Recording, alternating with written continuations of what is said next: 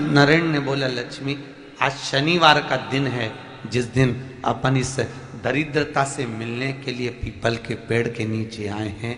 हिंदू धर्म में ये दिन पीपल के वृक्ष के लिए पूजनीय होगा। जो भी शनिवार के दिन पीपल के वृक्ष की पूजन करेगा, दूध चढ़ाएगा या मिष्ठान का भोग लगाएगा, लक्ष्मी और नारायण उसके घर में प्रवेश कर जाएगा। लक्ष्मी और नारायण उसके घर में प्रवेश करेगा, इसलिए नियम बनाया। कौन से दिन का? शनिवार। लक्ष्मी जी बोली, नारायण आपने तो एक दिन का वार लिख दिया। शंकर जी ने 7 वार बनाए हैं, रविवार, सोमवार, मंगल, बुध, गुरु, शुक्र और शनि। ये शिव जी ने बनाया। अब एक दिन आपने अपना बना लिया, बाकी के दिन अगर कोई इस पीपल के वृक्ष के नीचे आएगा और यहां तो दरिद्रता बैठी है, तो उसका क्या होगा? भगवान नारायण बोले, सुन दरिद्रता, तेरे से एक विनती है, अगर कोई भी मनुष्य इस पीपल के पेड़ के नीचे अगर 7 दिन में आता है और उसके हाथ में अगर कोई सामग्री होती है तो तू उसके घर में प्रवेश नहीं करेगी।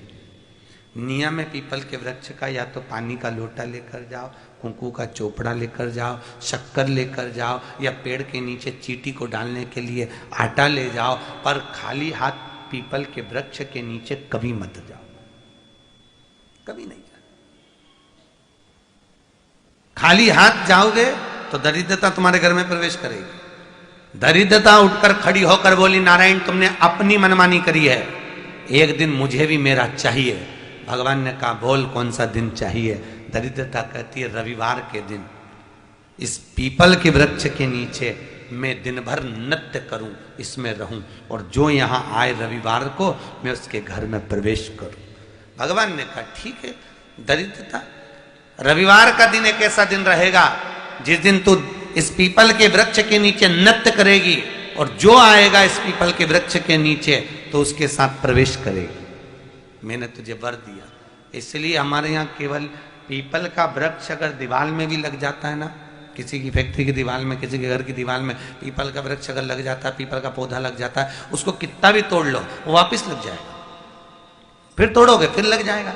अगर पीपल के पौधे को तोड़ना है तो केवल रविवार का दिन एक नींबू, एक मिर्ची और बमूल का कांटा, ये 3 चीजें रखने के बाद में आधे घंटे बाद रविवार के दिन पीपल के पेड़ को उखाड़ कर फेंक दो।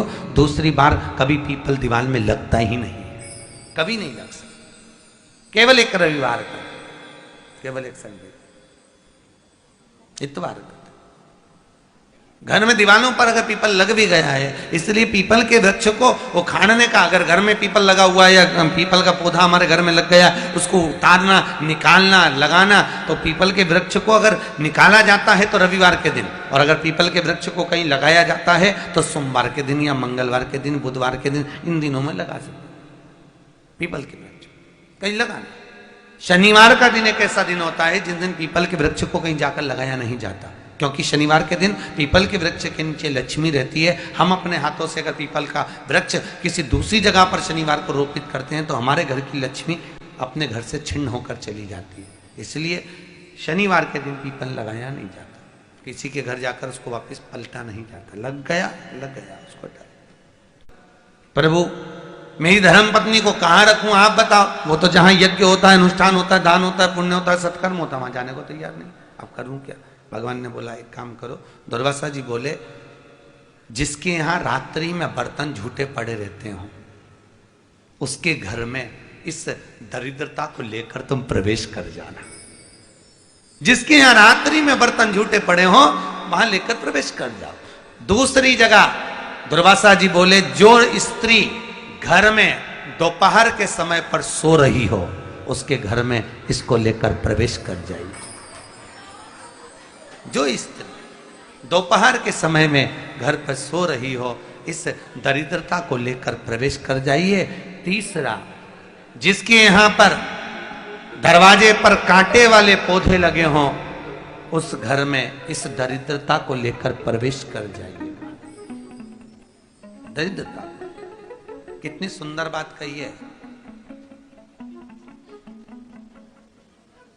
दाता और विधाता, कौन कौन? दाता और विधाता। लक्ष्मी और दरिद्रता के सगे भाई हैं। कौन कौन? दाता और विधाता। दाता को फिटकरी प्रिय है, विधाता को नमक प्रिय है। ये दोनों हमेशा लक्ष्मी को और दरिद्रता को दोनों को समझाते थे, दोनों में प्रेम बढ़ाते थे।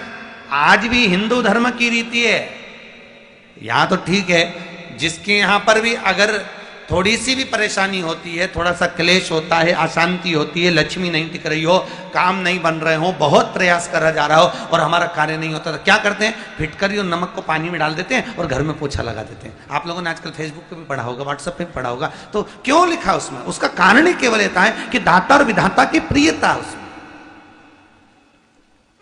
माता ख्याति के जो 4 बच्चे हुए, इसमें जो 2 लड़के हैं, दाता और विधाता, उसकी प्रियता उसकी पूर्णता उस। अब दुर्वासा जी बोले अपनी धर्म पत्नी को वहां लेकर, जहां कांटेदार पौधे लगे हों वहां पर लेकर प्रवेश कर जाइए। कांटेदार पौधों में उस दरिद्रता का निवास हो गया। कितना विचित्र कथा यहां वर्णन करी है।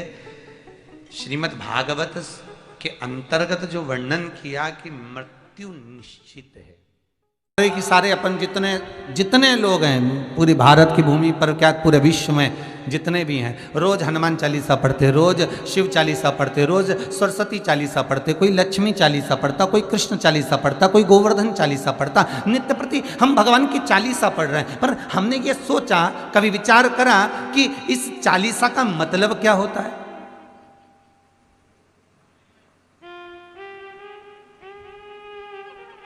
बोलो रे भाई, चालीसा का मतलब क्या है? केवल 40 श्लोक, 40 लाइनें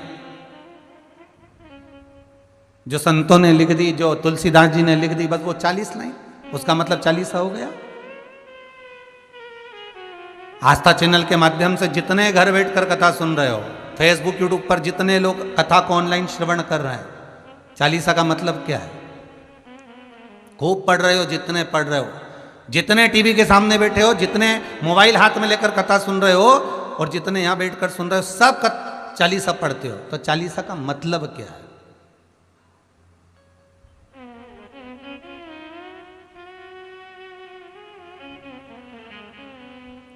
सबसे पहली चालीसा किसने रची थी?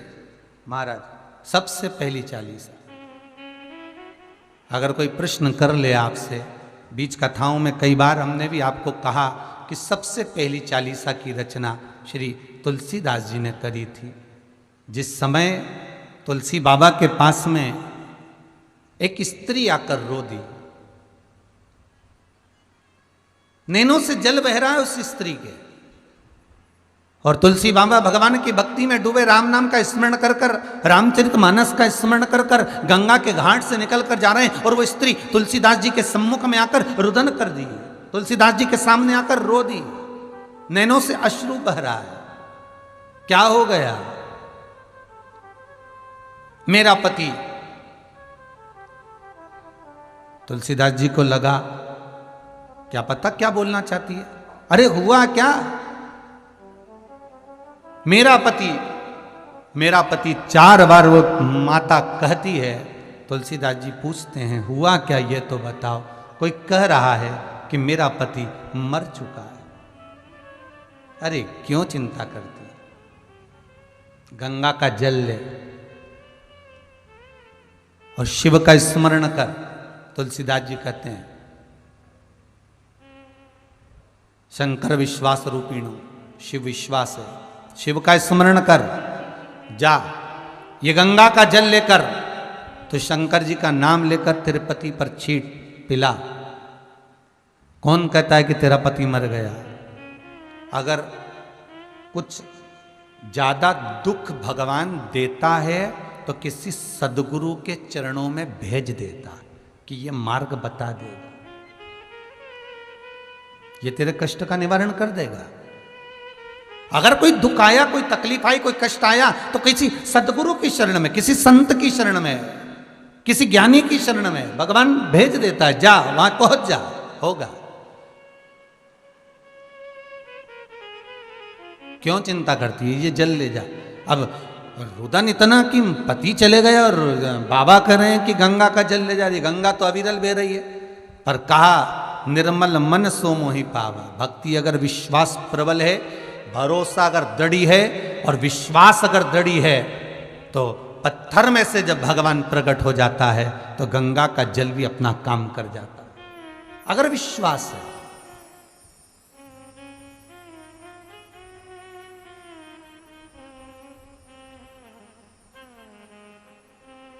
सुबह जबलपुर की एक माता जी आई थी, शायद चली गई, दिख नहीं रही हैं।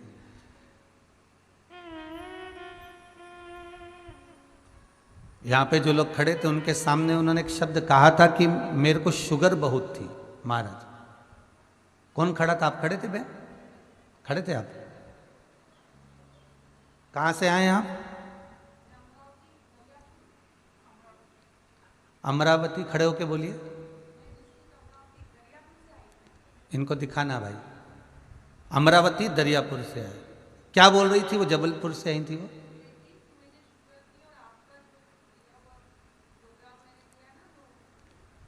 बेलपत्र वाला तो शुगर उसकी आराम से हो गई बिल्कुल, अब ना ऊंची जाए ना नीची जाए। ये विश्वास है, ये बाबा की कृपा है। अगर विश्वास है शंकर पर, अगर भरोसा है मेरे शिव पर, उसका एक ही कहना था, महाराज जी बस शुगर बहुत ऊंची नीची हो रही थी। कथा एक बार सुन ली, आपने कहा था बेलपत्र चढ़ी हुई शिव जी की खाना है, बस पाई। आज संपूर्ण तरह से सुखी हो गई। जहां इंजेक्शन लगते थे रोज लगाकर खाना खाती थी, वो सब बंद हो गया। ये बाबा की कृपा। भरोसो दृढ़ इन चरणन केरो, श्री वल्लभ नक्षत्र छटा बिन सब जग माही अंधेरो। अगर विश्वास है तो शिव है। अकाल मृत्यु वो मरे जो काम करे चंडाल का, और काल उसका क्या बिगाड़े जो भक्त हो महाकाल का। जो शंकर की उपासना करता है, जो शिव की आराधना करता है, वो दुख कैसे पा सकता? आया मान लो कर्म के दंड के अनुसार दुख आ भी गया तो बाबा उसको हर लेगा, धीरे धीरे हरता है। भगवान कोई तुम सोचो कि बिल्कुल तुम आज के जमाने के लोगों को तो एकदम चमत्कार चाहिए कि हमको तकलीफ ही न तुरंत मिट जाए, तो भगवान कहता है मैं भगवान हूं। और भगवान का मतलब होता है तेरे भवन के अंतर्गत गमन करने वाला, रहने वाला, तेरे भीतर, तेरे अंदर, तेरी चित्तवृत्ति में, तेरे मन के अंदर। मैं मंदिर में नहीं रहता, मैं देवालय में नहीं रहता, मैं तेरे चित्तवृत्ति में, तेरे भीतर, तेरे मन में निवास करता हूं। और जिस दिन तेरे भीतर विश्वास प्रकट हो जाता है, भगवान कहते हैं उस दिन मैं बाहर निकल जाता हूं, अपने आप तेरे सामने आ जाता हूं, तेरे दुख को काटने के लिए, तेरी तकलीफ को, तेरे कष्ट को मिटाने के लिए भगवान स्वतः प्रकट हो।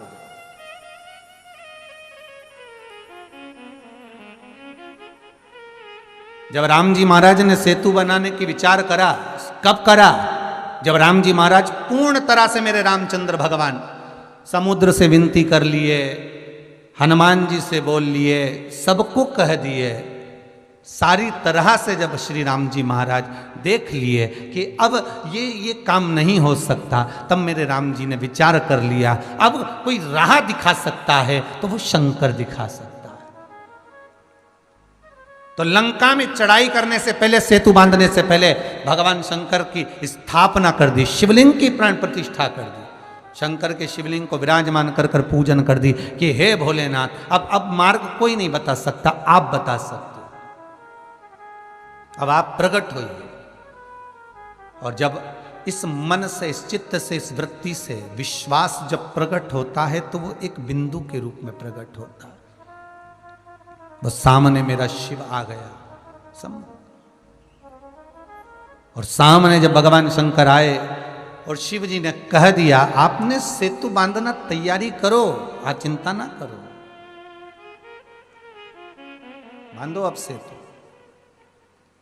तो महाराज विश्वास हमें प्रबल करना है, हमारा भरोसा, हमें दृढ़ता, हमें प्रखर करना। आज के जमाने में लोग बहुत जल्दी डिग जाते हैं, बहुत जल्दी डोल जाते हैं। तुरंत थोड़ा सा दुख आया, तकलीफ आई, कष्ट आया, यहां चले गए, वहां चले गए, पहले इनसे कह दिया, उनसे काम नहीं बना, उनसे कह दिया, उनसे काम नहीं बना, उनसे कह दिया, उनसे काम नहीं बना, उनसे कह दिया। सारे जगत में जब डोल लिए, सारे जगत में जब विनती कर ली, सारे जगत में जब घूम कर आ गए, तब अंत में तब भगवान के पास आकर बैठे। और निवेदन यह है, शिव महापुराण ये कहती है, 24,000 श्लोकों की श्रृंखला ये कहती है, 12 संहिताओं का ये सुख कहता है कि सबसे पहले अपने मन की बात अपन भगवान को जाकर कह दें, अपने इष्ट देव।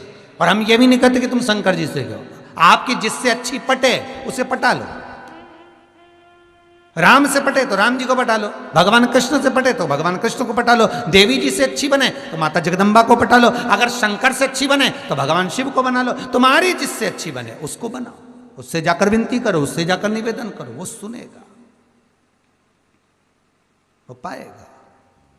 फिर वही बात है महाराज, बहुत ध्यान से सुनना, अगर घर में धन होगा तो चोरों की नजर, चोरों की दृष्टि अवश्य होगी, और सुंदरता होगी तो लुच्चों की दृष्टि अवश्य होगी, और यदि शंकर की भक्ति होगी तो भोलेनाथ की दृष्टि जरूर होगी। ये पक्का है, वो विश्वनाथ आप पर दृष्टि रखेगा, मेरा शंभु आपको देखेगा, इसको दुख क्या है, इसको तकलीफ क्या है। उठा गंगा का जल और ले जा।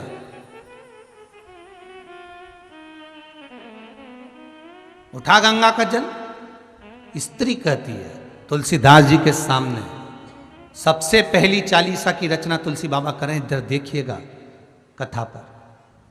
उठा गंगा जल और चली जा, तो स्त्री कहती है कि ये गंगा का जल तो मेरा पति भी घाट पर पड़ा है गंगा के, मेरा पति गंगा के घाट पर ही पड़ा है, और मैंने कई बार गंगा का जल उस पर डाल भी दिया है, पर वो उठ नहीं रहा। मैंने कई बार गंगा का जल डाला पर वो उठा नहीं। मैंने कई बार गंगा का जल छीट दिया पर वो उठ नहीं रहा। सब कह रहे हैं वो मर चुका है, वो मर गया। तुलसीदास जी बोले, अरे विनती को स्वीकार कर, तू गंगा का जल उठा और ले जा। तो यही तो गंगा बह रही है उस घाट से।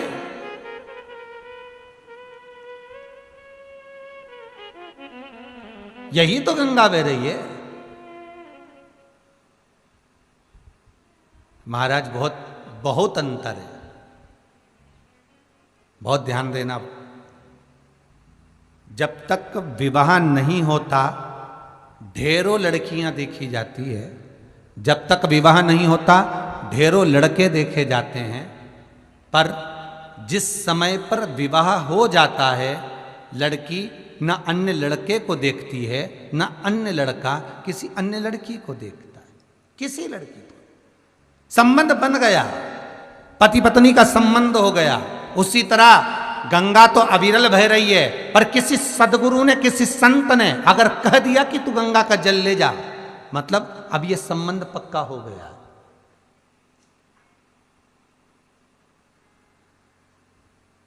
श्रीमद् भागवत में एक भजन आप हमेशा सुनते आए होंगे महाराज। सत्संग ने मेरी बात चलाई, सतगुरु ने मेरी कीनी रे सगाई। गुरु को बुला के मेरे फेर डलवा दो, और मुझे मेरे कान्हा की दुल्हन बना दो।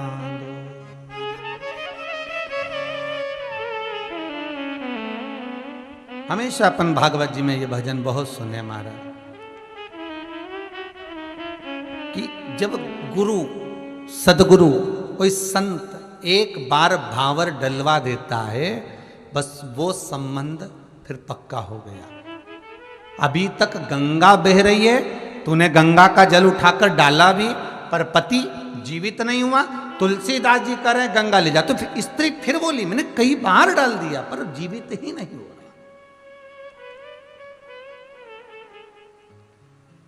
अच्छा, किसी को कोई बता दे सियोर वाला महाराज ये बोला है और तुम ये उपाय कर लो, तो हम तो कब से दिया लगा रहे हैं परिंडे के पास, हम तो कब से मंदिर जा रहे हैं, हम तो शंकर जी के मंदिर कब से जा रहे हैं, पर अभी तक तो फायदा ही नहीं हुआ, हम तो कब से कर रहे हैं, और तुम तो अब बता रही हो, हमने तो कितनी बार कर लिया, अब बताया ना, अब जा।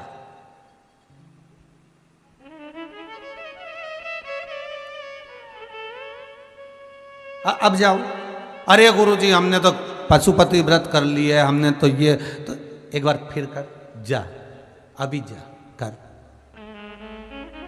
चालू कर जरा पशुपति व्रत।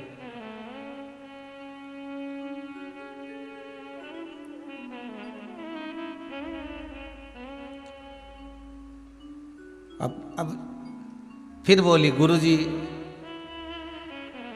अभी नवरात्रे आ रहे हैं, तो यूँ बोली कि बीच में जब फोन आए कई लोग, हमें नवरात्रे आने वाले, तो हम सोमवार का व्रत और नवरात्रे का व्रत एक साथ कर सकते हैं। हमने कहा बहुत बढ़िया।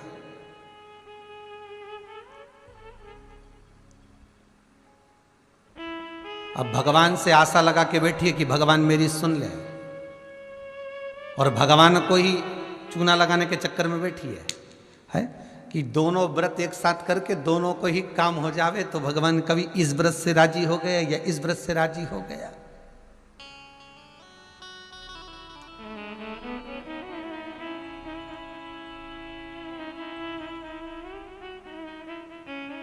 महाराज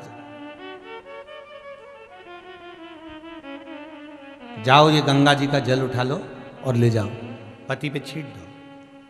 विश्वास अभी भी नहीं जागा उसको, उस स्त्री का विश्वास देखिए अभी भी नहीं जागा। और विश्वास ना जागा तो फिर कह रही है बाबा अगर आप चलो ना, आप कह रहे हो कि पति जीवित हो जाएगा, तेरा अखंड सौभाग्य हो जाएगा, तो एक क्षण के लिए आप चलकर हाथ रख दोगे ना तो काम हो जाएगा। तुलसीदास जी ने कितनी सुंदर बात कही उस नारी से, माता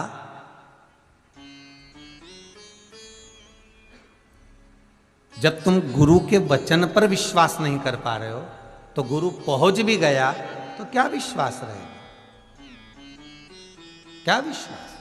माता केवल आप ये जल ले जाओ और आप छीट दो, ले जाइए जल उठाकर। अब सोचा अब ले जाती हूँ, और फिर भी कह रही है गुरुदेव कुछ कृपा। गुरु जी के उठा लो, पानी का लोटा भर कर लेकर गई, पति पर छीटा, पति जीवित हो गया।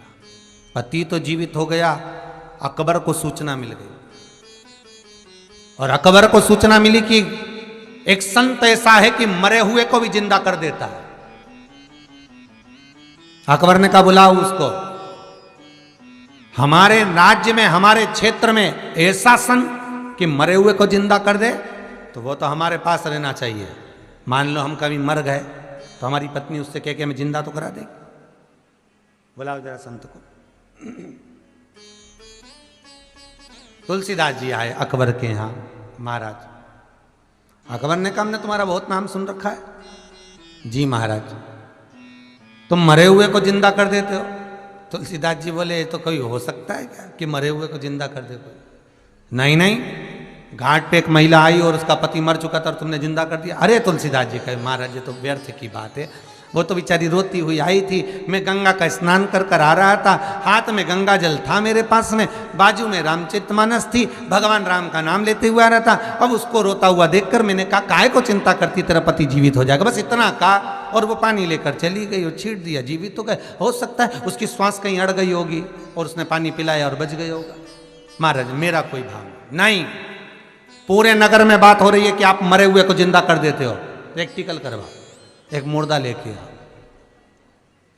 मुर्दा रख दिया, तुलसीदास जी का इसको जीवित करो। तुलसीदास जी बोले ये तो कभी हो ही नहीं सकता, मरे हुए को कौन जिंदा करे? नहीं नहीं नहीं, जिंदा तो करना पड़ेगा, जीवित करो। अगर ये जिंदा नहीं हुआ तो तुम मरे। तुलसीदास जी के अच्छे फंसे दादा, बताओ।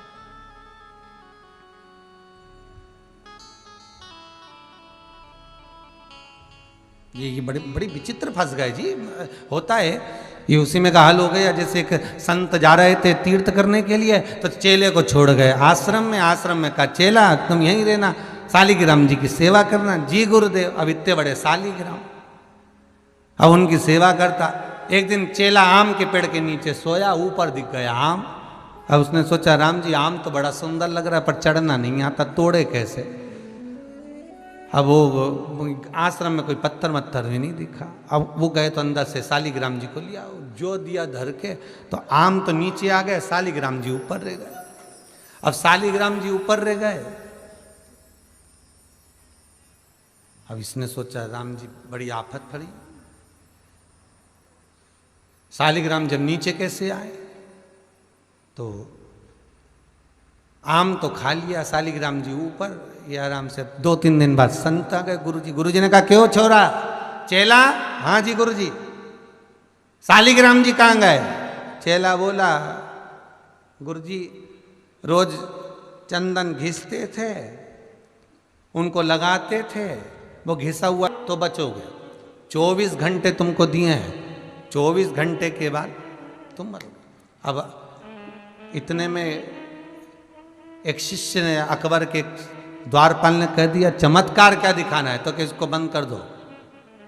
24 घंटे में अगर ये तुलसीदास इस जेल से बाहर हो जाए तो समझ लो कि तुलसीदास भगत है, और नहीं तो ये ढोंगी है। कर दो, बंद कर दिया कारागार में। तुलसीदास जी मन में सोचे अब भगवान को इतनी सी बात के लिए क्या परेशान करना। फिर भी मन नहीं माना। तब सबसे पहली चालीसा तुलसीदास जी ने उस कारागार में, उस कैद में एक एक चौपाई लिखकर प्रारंभ कर दिया महाराज।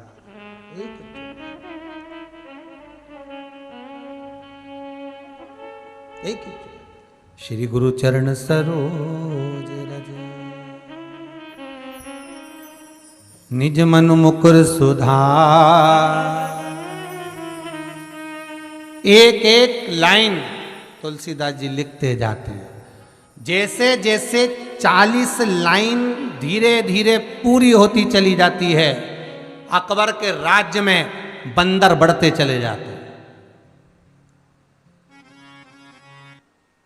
जहां 40 लाइन पूरी, बंदरों का आक्रमण भयंकर पूरी अकबर के राज्य को तहस नहस कर दिया।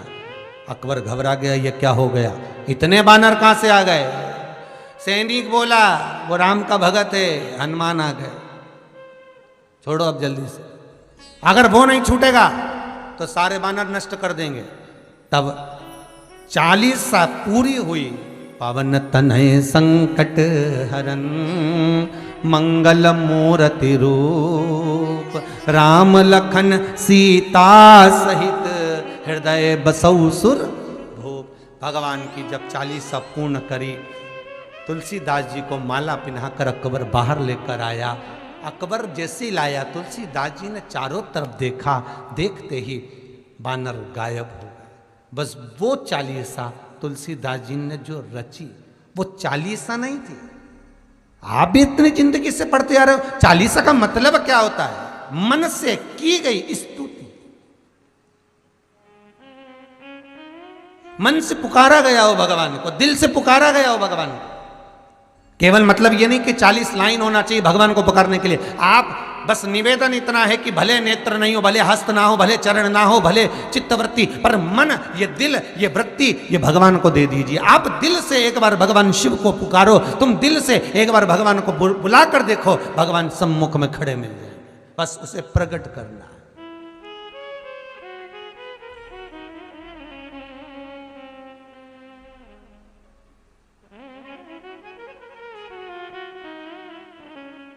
खूब मथो, दूध को दही बन गया, दही का मक्खन, मक्खन का घी बन गया, और वो घी निर्मल भाव को प्रकट कर दिया। देखो कीमत बड़ी है अपने आप।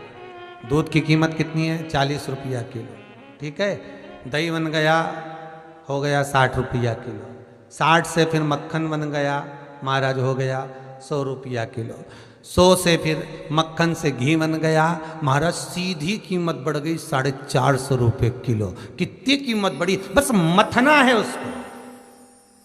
और कीमत बढ़ती चली जाएगी। जिस समय आप इस मन का, वृत्ति का, चित्त का मंथन करोगे भगवान के चरणों में बैठकर कि हे परमात्मा, और कई लोग तो ऐसे, उनका आज तक हनुमान चालीसा पढ़ना नहीं है, आज तक कोई चालीसा, चाहे गायत्री चालीसा हो, लक्ष्मी चालीसा हो, शिव चालीसा हो, पढ़ना ही नहीं आती, बस बैठ गए भगवान के सामने और पढ़ लिया आसन लगा के। नहीं नहीं नहीं, चालीसा पढ़ने का भी एक नियम है।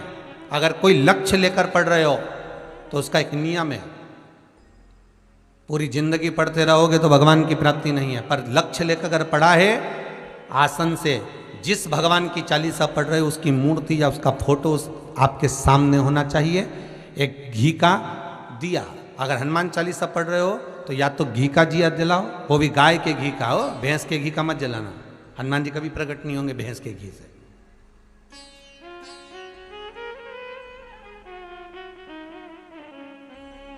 फिर वही वाली बात आ गई जो पहले कथा में कहा, अपने लिए अच्छा वाला घी छाट के लाना, अच्छी कंपनी का लाना, और जब यज्ञ करने बैठे, पूजन करने बैठे, हवन करने बैठे, भगवान का कोई पाठ पूजन करवाई, पूजा वाले दुकान पे बोलना कि पूजा का घी चाहिए। तो वो पूजा का सामान बेचने वाला भी इतना चतुर था, उसने पूजा का ही घी दिया। तो इन्होंने पूछा भैया ये घी कितने का? तो क्या 80 रुपए का। तो 80 रुपए का आधा किलो? तो क्या पूजा का है? विचार करिए जरा।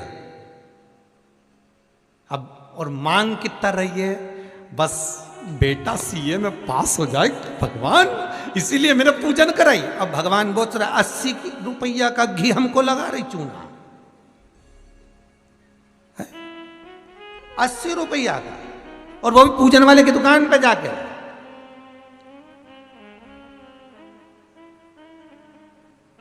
अरे हमारे सीहोर में घनी पूजा की दुकान है, हम अब कई परिचित हैं, उनके यहाँ चले जाते हैं। हमने पूछा क्यों रे तुम्हारे तो सारा अगरबत्ती रखी, धूप बत्ती रखी, दिया बत्ती रखी, सारी रखी, ये घी का पैकेट भी रखा, उसमें नाम भी लिखा है, ये काय का घी असली है भगवान की?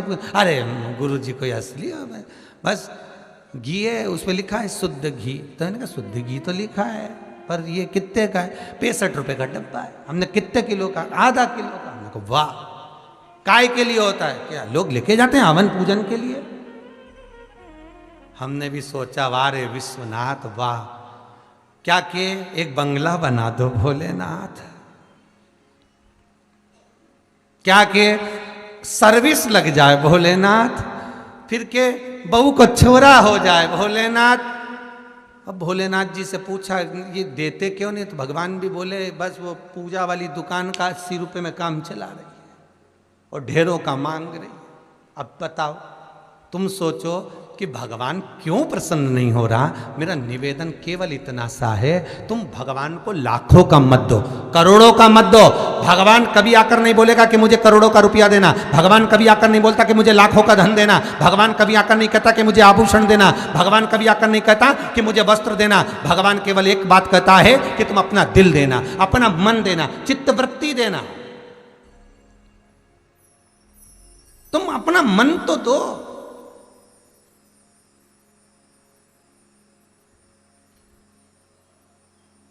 अपना भाव, अपना दिल, अपनी वृत्ति, अपना चित्त भगवान को दो। पर महाराज वही तो नहीं दे पाते। दिक्कत तो वही है ना, सबसे बड़ी बात, तकलीफ तो यही है।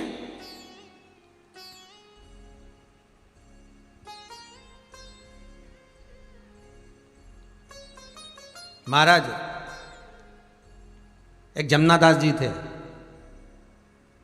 एक बार निकल के जा रहे थे, उनको बड़ा सुंदर डलिया में कमल का पुष्प दिखा। तो उन्होंने पूछ लिया कि ये पुष्प कमल का ये कितने का है? माली ने कहा महाराज जमुनादास जी मात्र 2 रुपए का। ओहो, दे दीजिए। कहाँ ले जाना है? जमुनादास जी बोले मैं श्रीनाथ जी जा रहा हूँ नाथ द्वारा, तो श्री जी बाबा को दूंगा।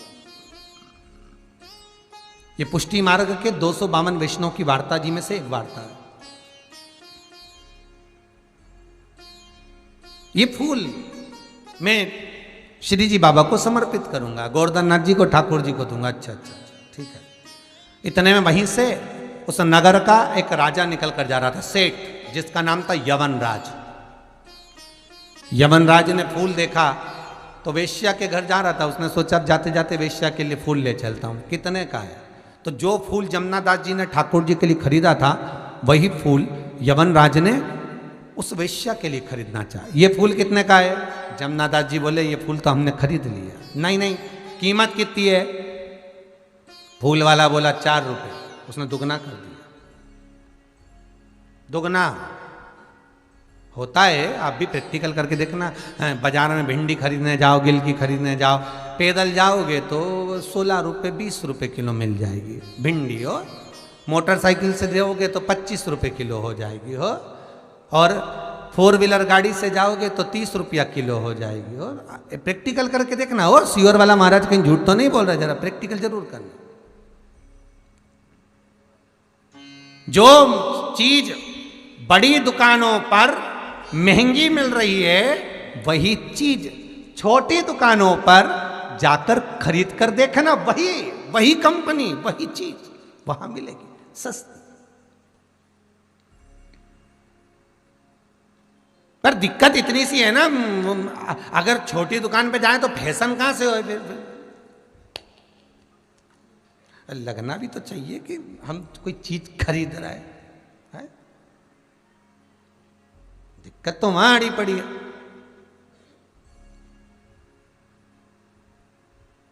माँ फैशन भी ले, ट्राली भी ले, उसमें सामान रखता जाओ ट्राली में है। हमारे यहाँ तो सवेरे सवेरे ट्राली धके, इनके यहाँ तो रोज शॉपिंग मॉल में ट्राली धके, सब धर धुराए सो तो लेके फिर चले ना। महाराज माली ने कहा ये 4 रुपए का फूल है। यमनराज ने कहा ये फूल हमको दे दो। जमुना दास जी बोलते हैं ये फूल तो मैंने ठाकुर जी को दे दिया, ये फूल मैंने ठाकुर जी को दे दिया, अब ये फूल मैं आपको नहीं दे सकता, अब ये ठाकुर जी को दे दिया गया। अरे तो फूल तो यही है, कहां दे दिया तूने? बस मन से दे दिया, उसके लिए खरीदा, उसको हो गया। फूल वाले ने फूल वापस ले लिया जमुना दास से। जब 4 रुपए में जा रहा है, 2 रुपए का फूल तो कौन ना देगा? दे दिया यमनराज को। यमनराज 4 रुपए देने लगा तो जमुना दास जी ने कहा फूल की कीमत 8 रुपए में देता हूं, फूल मुझे दे। फूल जाएगा तब ये ठाकुर जी के चरणों में ही जाएगा। 2 रुपए का फूल 8 रुपए का हो गया। यमनराज बोला फूल की कीमत 16 रुपया। जमुना दास बोले फूल की कीमत 32 रुपया। यमनराज बोले फूल की कीमत 64 रुपया। फूल बढ़ता गया, कीमत बढ़ती गई। 100, 200, 500 फूल की कीमत जमुना दास श्रीनाथ जी को चढ़ाने के लिए 20,000 में लेने को तैयार हो गया। यमनराज ने फूल की कीमत 40,000 रुपए लगा दी और कहता है जमुना दास सुन ले, तो नगर के सेठ से भिड़ रहा है, तेरी औकात क्या है? जमुना दास जी बोले मेरी कोई औकात नहीं, मैं तो ठाकुर जी के चरणों का दास। भगत तो भगत होता है। फूल की कीमत अब क्या 80,000 रुपए लगाए। जमुना दास अपनी बहन के घर गया। जी 2 मिनट मेरे साथ चल। हाँ बोल क्या हुआ जमन, तू चल तो सही। जमुना दास जी ने कहा बहन मेरा मकान है, तो कितने में खरीद सकती है? हो पैसे की जरूरत है? हाँ तू बोल कितना चाहिए? 1 लाख रुपया दे देगी? और ले। फूल की कीमत 1 लाख रुपए जमुना दास ने लगा दिए। यमनराज ने सोचा फूल की कीमत 2 लाख रुपए लगाऊंगा, 2 लाख में तो 10 वेश्या घर में ले आऊंगा। अगर एक वेश्या को 2 लाख का फूल दूंगा तो 10 वेश्या घर में आ जाएगी। काहे को फूल की कीमत बढ़ाऊं? फूल छोड़ दिया। जमुना दास ने मकान बेचकर फूल ले जाकर श्रीनाथ जी के चरणों में जैसे ही रखा, श्री जी बाबा के मस्तक का मुकुट नीचे गिर गया। तो जमुना दास जी ने पूछा ठाकुर आपको क्या फूल पसंद नहीं आया? श्री जी बाबा बोले नहीं नहीं जमुना दास, फूल तो पसंद आया, पर इस फूल के आगे ये हीरे का मुकुट हल्का लग रहा था इसलिए फेंक दिया इस फूल के आगे। और यदि आपके घर में जितने लोग कथा सुन रहे हैं, आपके घर में अगर श्रीनाथ जी का फोटो हो, श्रीनाथ जी की मूर्ति हो, श्रीनाथ जी का चित्र हो, तो वो चित्र का दर्शन करना जो जमुना दास ने फूल ठाकुर जी के चरणों में चढ़ाया था, वो फूल आज विश्वनाथ जी के हस्त कमल पर नजर आता है। आज विश्वनाथ जी का जो हाथ ऊपर है उस पर एक फूल लगा हुआ नजर आएगा आपको। आपके घर में फोटो हो, मोबाइल में फोटो हो श्रीनाथ जी का, तो दर्शन करना, वो फूल हाथ में दिखेगा। क्योंकि जमुना दास जी का वो फूल ठाकुर जी ने कभी नहीं त्यागा, क्योंकि जो दिल से दिया था। यहां धन की कीमत नहीं है, यहां भाव की कीमत होना चाहिए, निर्मलता की कीमत होना चाहिए, सुखवृत्ति की कीमत होना चाहिए।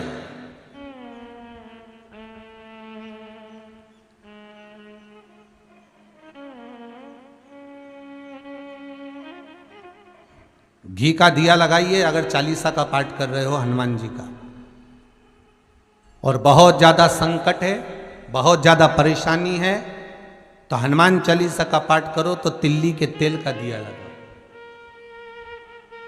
काली तिल के तेल का दिया, तिल का तेल का दिया हनुमान जी के सामने आसन बिछाकर।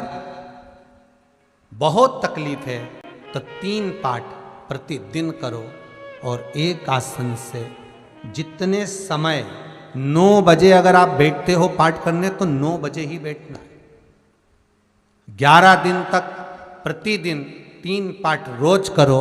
एक पानी का लोटा, कलश, तांबे का जल, अर्थात तांबे का लोटा हो, स्टील का लोटा हो, तुम्हारे पास जो कलश हो उसमें जल भरकर, एक सिक्का उसमें पटक कर, एक लौंग पटक कर प्लेट से ढक कर रख दो, और प्रतिदिन बस टाइम पर बैठ कर पाठ करो।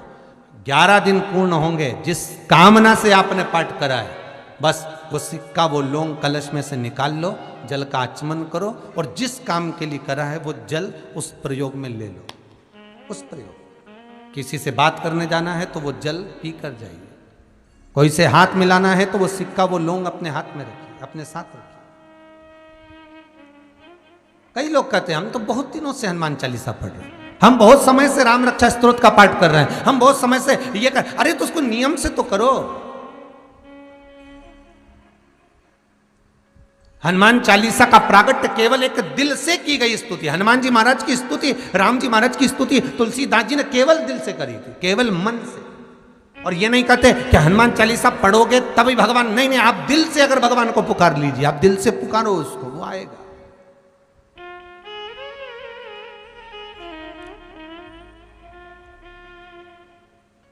वो प्राप्त होगा हमारा और मिलेगा। उसके मिलन में देरी नहीं हो सकती महाराज, उसके मिलने में कोई चूक नहीं हो सकती, बस मन से पुकारो।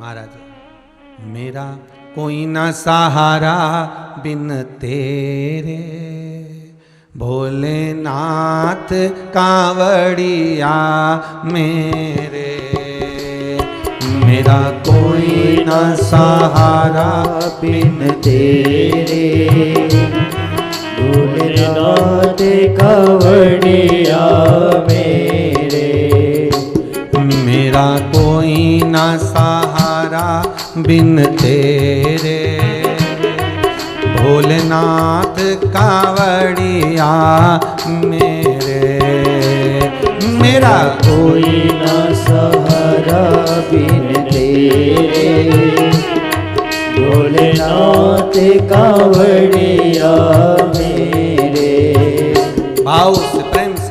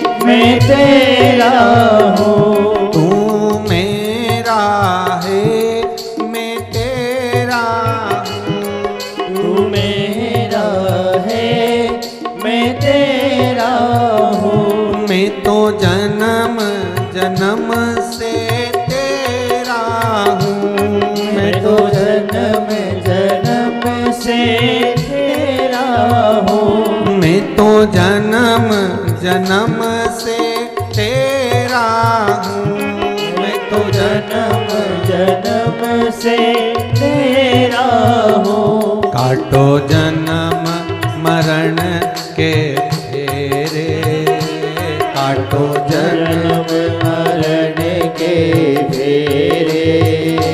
भोलेनाथ कांवड़िया मेरे, काटो जन्म मरण के फेरे। भोलेनाथ सांवरिया मेरे, काटो जन्म मरण के फेरे। भोलेनाथ कांवड़िया मेरे, काटो जन्म मरण के फेरे। भोलेनाथ सांवरिया मेरे, मेरा कोई ना सहारा बिन तेरे। भोलेनाथ कांवड़िया मेरे, मेरा कोई ना सहारा बिन तेरे। भोलेनाथ कांवड़िया मेरे,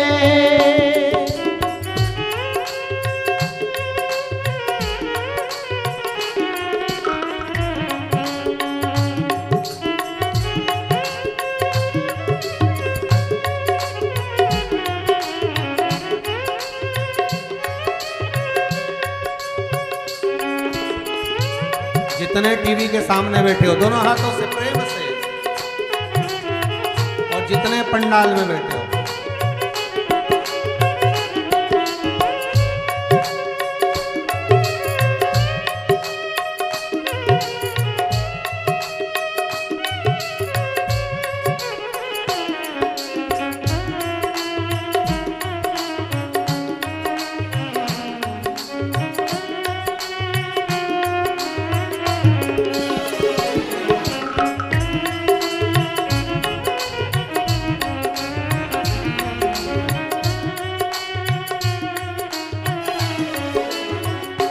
तुमसे बिछड़े युग बीत गए। तुमसे बिछड़े युग बीत गए। तुमसे बिछड़े युग बीत गए। तुमसे बिछड़े युग बीत गए। मेरे भोले क्या मुझसे रूठ गए। मेरे भोले क्या मुझसे रूठ गए। मेरे भोले क्या मुझसे रूठ गए। मेरे भोले क्या मुझसे रूठ गए। अब आन पड़ी हूँ दर तेरे। अब आन पड़ी हूँ दर तेरे। हे भोलेनाथ कांवड़िया मेरे। अब आन पड़ी हूँ दर तेरे। भोलेनाथ कांवड़िया मेरे। मेरा कोई न सहारा बिन तेरे। भोलेनाथ कांवड़िया मेरे। मेरा कोई ना सहारा बिन तेरे। भोलेनाथ कांवड़िया मेरे। ओ भोलेनाथ कांवड़िया मेरे। भोलेनाथ कांवड़िया मेरे। भोलेनाथ कांवड़िया मेरे। भोलेनाथ कांवड़िया मेरे। मैं तो आन पड़ी हूँ दर तेरे। भोलेनाथ कांवड़िया मेरे। मैं तो आन पड़ी हूँ दर तेरे। भोलेनाथ कांवड़िया मेरे। मैं तो आन पड़ी हूँ दर तेरे। भोलेनाथ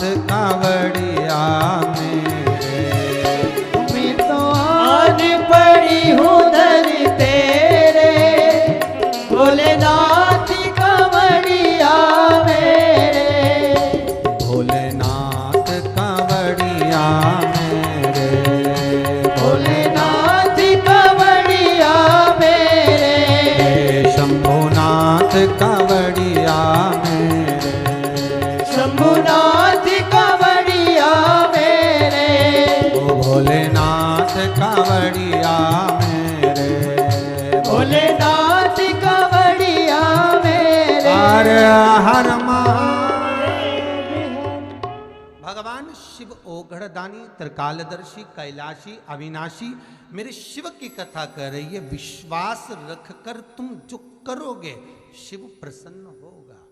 उसको धन दौलत संपदा सत्ता नहीं चाहिए, उसको बहुत सोना चांदी हीरा पन्ना भी नहीं चाहिए, उसको बहुत आभूषण रत्न भी नहीं चाहिए। उसको तो केवल आपका मन। देखो, सत्यम शिवम सुंदरम, सत्य देव शिव मिलेगा, शिव मिला जीवन अपने आप सुंदर हो जाए। हम उसको दे ही क्या रहे।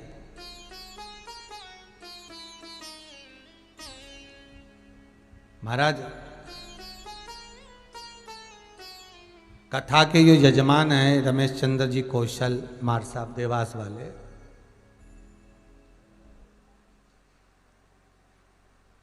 कोई बहुत करोड़पति ना है हो। स्कूल में टीचर रहे, रिटायर हो गए, सोचा अब जिंदगी निकल गई है, भगवान ने दिया, बच्चे लोग अपनी जगह पर सब है, पर कुछ जिंदगी में एक ऐसा करा जाए जिससे भगवान हमारा हो जाए। तो कौशल जी जब मिलने के लिए आए तो उन्होंने एक बहुत अच्छा प्रश्न किया, गुरुजी, कि जीवन का बहुत कोई ठिकाना नहीं है, कब प्राण छूट जाए। हमारी धर्म पत्नी की बहुत इच्छा रही है कि एक बार शिव महापुराण की कथा हो जाए और वो जीवन का आनंद हो जाए, बस शंकर की कथा हो। और हमारा तो आपसे भी निवेदन है, भगवान शिव की कथा सुनने के लिए आज मासिक शिवरात्रि है, हर महीने शिवरात्रि आती है, और हर महीने शिवरात्रि आती है जिसमें से एक शिवरात्रि है आज है।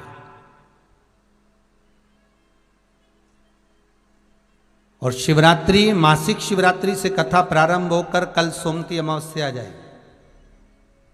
देखो कितना अच्छा योग संजोग लगा है। और बाबा विश्वनाथ से प्रार्थना कर कर बैठना कथा सुनने के लिए। जितने श्रोता भाई बहन कथा को सुन रहे हैं, चाहे चैनल के माध्यम से सुने, चाहे यूट्यूब फेसबुक के माध्यम से सुने, जितने सुन रहे हो, आज शिवरात्रि की कथा सुनने का मौका मिला। शिवरात्रि के प्रथम दिन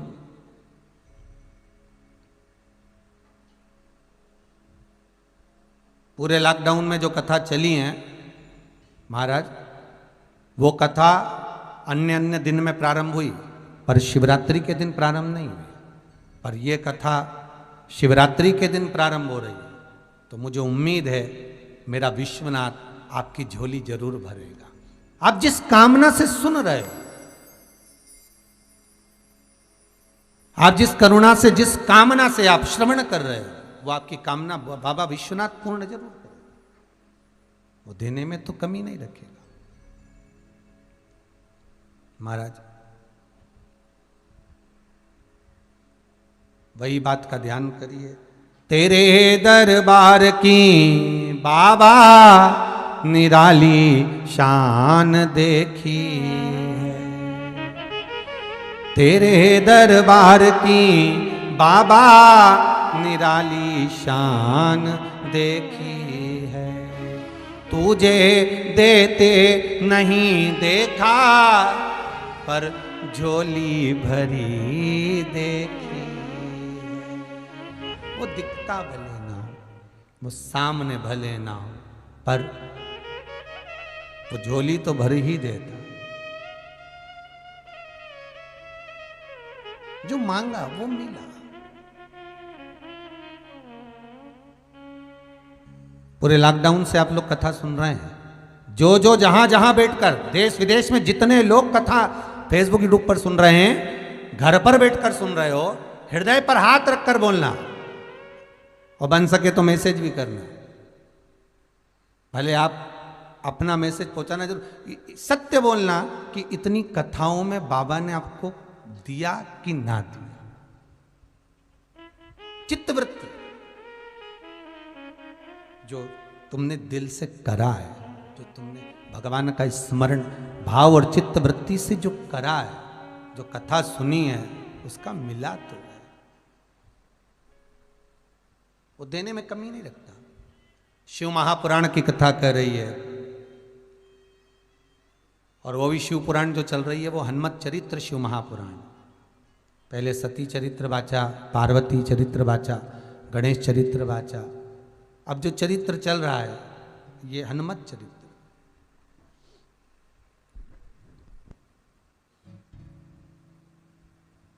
तुलसी बाबा का बताया गया वो जल, दिया गया वो जल, एक मृत्यु के घाट पर उतरा हुआ व्यक्ति को जीवित कर सकता। तो विश्वास रखिए, उस स्त्री में जो विश्वास जागा था वो आखिरी में जागा था, और अभी भी मौका है। ये कौशल जी जो कथा करा रहे हैं, मुख्य यजमान, ऑनलाइन जो कथा चल रही है, वो तो यहाँ नहीं आए, उनके प्रतिनिधि के रूप में यहाँ पर प्रहलाद जी राठौर बैठे हैं समिति के, पर ये जो कथा चल रही है वहाँ बैठकर, देवास में बैठकर कथा का पूजन करना, कराना, तो ये जो क्रम चल रहा है, उनका शब्द ही यही था, गुरुजी प्राण कब चले जाए, कब जीवन समाप्त हो जाए, इस मृत्यु कब आ जाए, कब ये जीवन चले जाए, इसका कौन भरोसा। और अभी तो ऐसा कोरोना महामारी चल रही है कि जीवन का कोई ठिकाना ही नहीं है महाराज।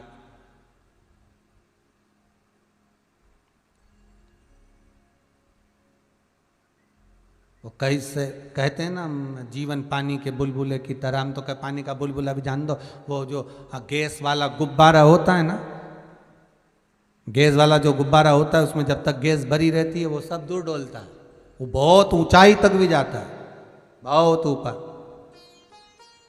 और जब उसमें गैस खत्म तो वही गुब्बारा धीरे धीरे धीरे धीरे नीचे की ओर आ जाता है।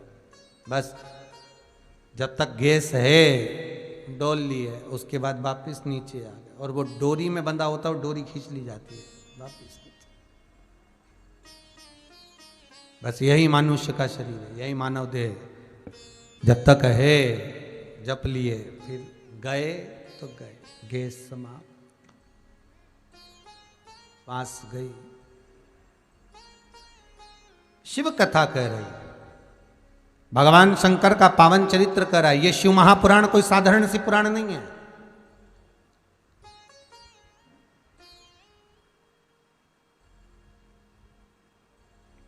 भागवत अगर पितरों को तारती है तो शिव महापुराण पितर, आहूत और वासुक्य को तारती है।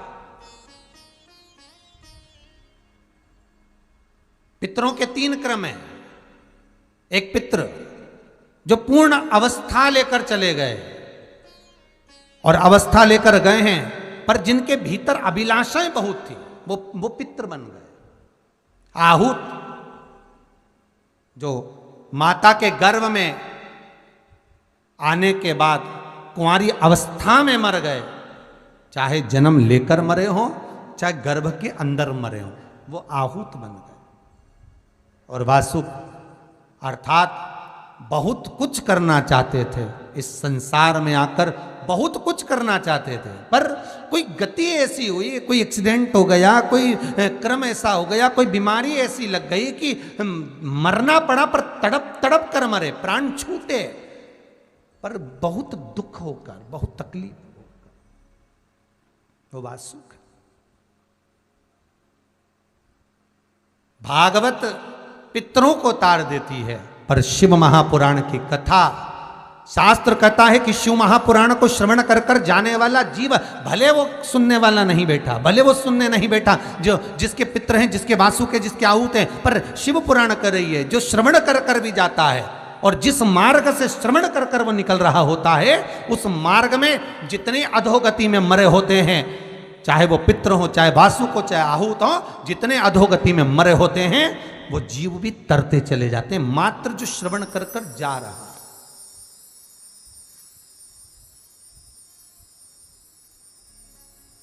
जो श्रवण कर कर निकल रहा है, उसको हजारों आसपास में ना जाने कितने कितने जीव है महाराज, हमें हमारी सूक्ष्म नेत्रों से दिखाई नहीं देता। अपन जहाँ बैठे हैं, चाहे कथा सुन रहे हो, चाहे हम कथा कर रहे हो, अपन जहां हैं आसपास में ना जाने कितने सूक्ष्म जीव हैं, आसपास में ना जाने करोड़ों करोड़ों जीव हमारे आसपास में भ्रमण कर रहे हैं,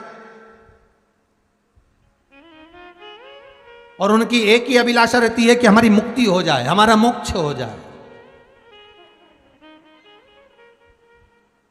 तो शिव महापुराण उन जीवों को भी तार देती है। फिर कहा, अगर मान लो संपूर्ण शिव महापुराण की कथा श्रवण करने को ना भी मिली हो, संपूर्ण शिव महापुराण की कथा हम श्रवण ना भी कर पाए, तो शिव महापुराण की कथा कहती है मात्र एक क्षण, मात्र एक क्षण, आधी में पुनि आध, बस एक क्षण भी अगर शंकर की कथा का मिल गया तो वो जीवन का सुख प्राप्त हो जाता, वो जीवन का सुख प्रदान कर देता। महाराज उसी क्रम में शिव महापुराण में जो 12 संहिताएं हैं, 24,000 श्लोक हैं, एक बार देवऋषि नारद के मन में ये प्रसंग अड़ गया।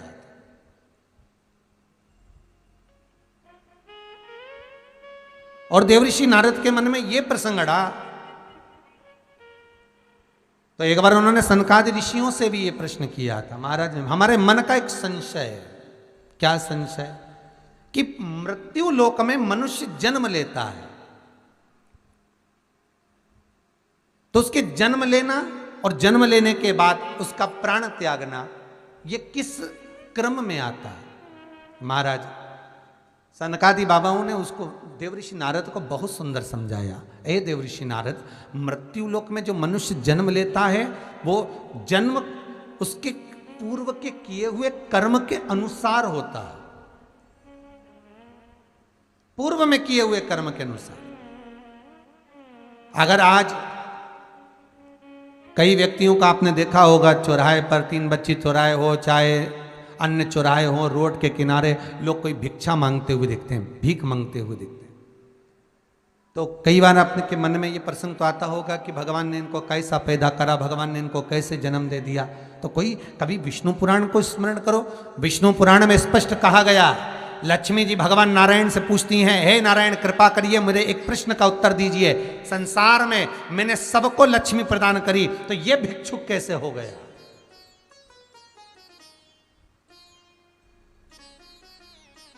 इसकी वृत्ति में भिक्षा पात्र मैंने दिया ही नहीं है।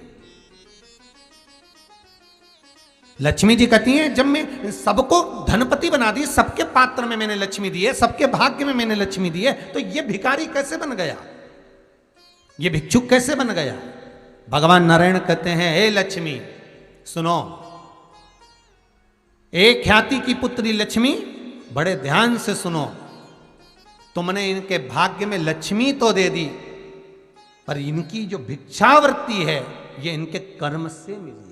देखो, लक्ष्मी सेठ को भी मिल रही है तो लक्ष्मी भिखारी को भी मिल रही है। मिल रही कि नहीं मिल रही? लक्ष्मी तो सभी के भाग्य में, पर ये मांग क्यों रहा है? ये पात्र लेकर ये जगत में डोल क्यों रहा है? किसी किसी के दरवाजे पर जाकर ये आवाज क्यों लगा रहा है कि भिक्षाम देही? किसी के दरवाजे पर आवाज क्यों लगा रहा है कि भैया 2 रुपया दे दो, 5 रुपया दे दो, 1 रुपया दे दो? क्यों क्यों? कारण क्या है?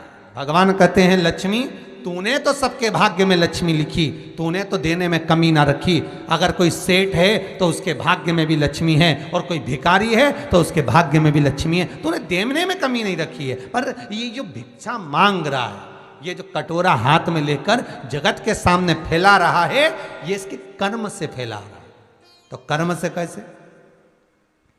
भगवान बोले, लक्ष्मी सुन,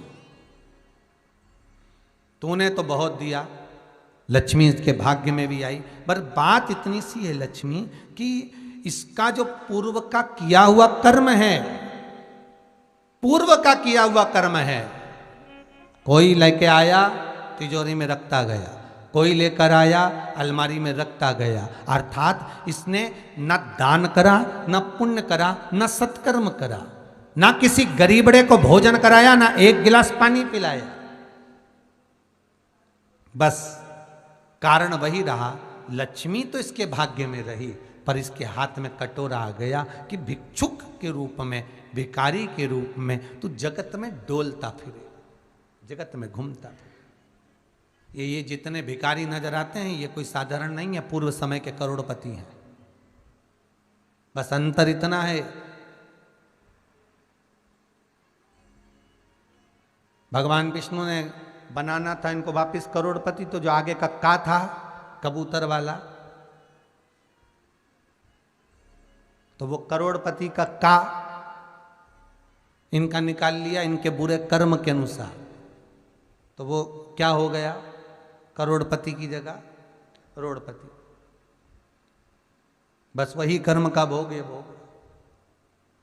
शिव पुराण अपने दुख को, अपनी तकलीफ को शिव जी के मंदिर में जब एक लोटा जल चढ़ाने के लिए जाओ, जब शिवालय में एक लोटा जल लेकर जाओ, जल चढ़ाते समय पंचाक्षर षडाक्षर मंत्र का जाप, श्री शिवाय नमस्तुभ्यम का जाप करो, और जब शिवलिंग जलाधारी ये चरण जहाँ से पानी बहकर नीचे गिरता है, वहाँ अपने हाथ को लगाकर अपने दुख को, अपनी तकलीफ को शंकर के उस अशोक सुंदरी गणेश कार्तिकेय के स्थान का स्पर्श करते हुए बाबा से जरूर कहो कि जैसे ये तुम्हारी बेटी है उसी तरह मैं तुम्हारी बेटी हूँ, जैसे तुम्हारे ये बेटे हैं वैसे मैं तुम्हारा बेटा हूँ, इनके दुख को आपने मिटाया था, मुझे भी अपनी बेटी मानकर मेरे दुख को मिटा दीजिए, मेरे दुख को समाप्त कर।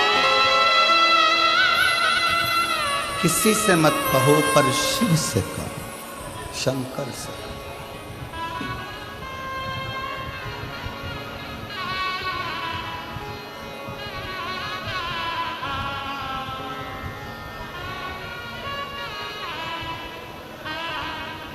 जब आप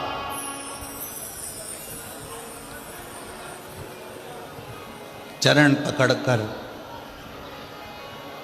अशोक सुंदरी की जगह पर अपने हाथ का स्पर्श कर कर, गणेश कार्तिकेय के स्थान का स्पर्श कर कर शिव से कहोगे तो शंकर अपनी औलाद आपको बनाएंगे और अपनी पुत्री समझकर आपका दुख जरूर मिटाएंगे।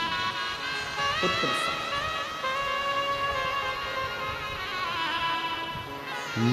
महादेव नमन चरणों में, महादेव नमन चरणों में, स्वीकार कीजिए सबका किया है मेरा भी उद्धार कीजिए, उद्धार कीजिए।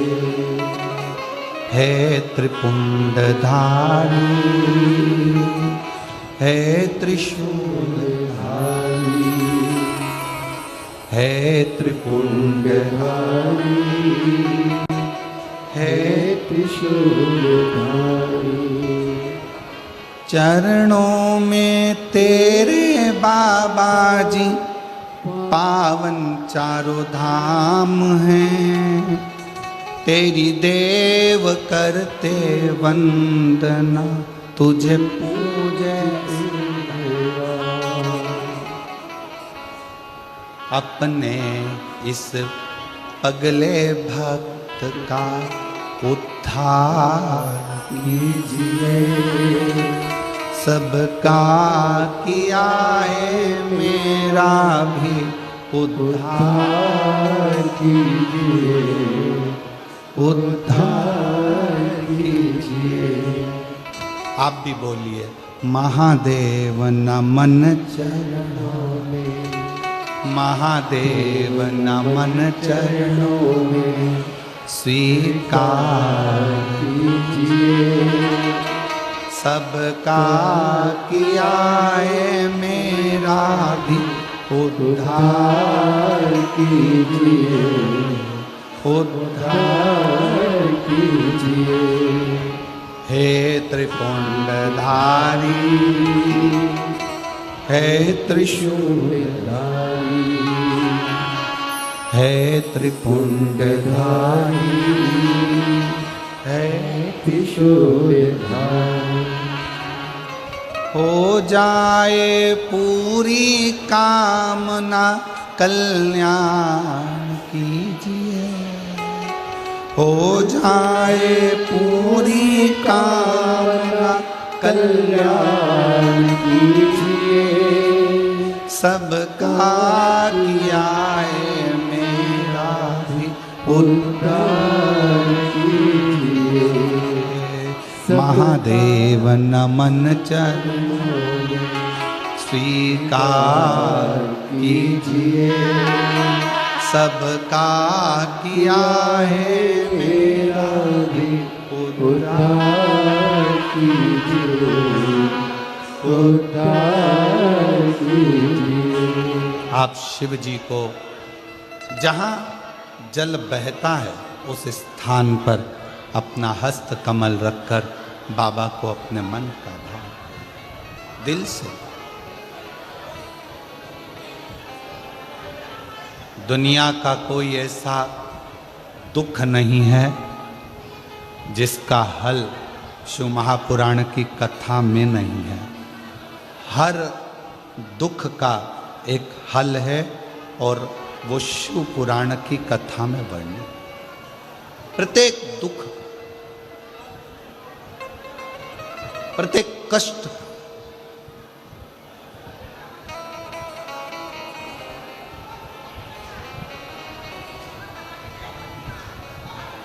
बस उसको दिल से पुकार कर, बिना आडंबर बिना दिखावे के उसको भजो, स्मरण।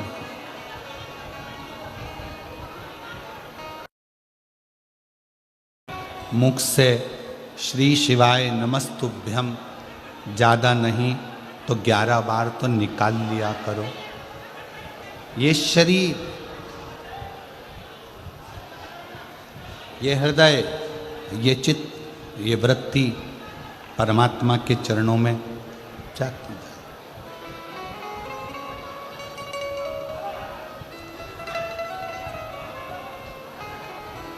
दुख है ना, शिव से कहो। पुरुष में और स्त्री में एक बहुत बड़ा अंतर है। पुरुष में और स्त्री में एक बहुत बड़ा अंतर है। पुरुष एक कान से सुनता है, दूसरे कान से निकाल देता है। स्त्री दोनों कान से सुनती है, जुबान से निकाल देती है।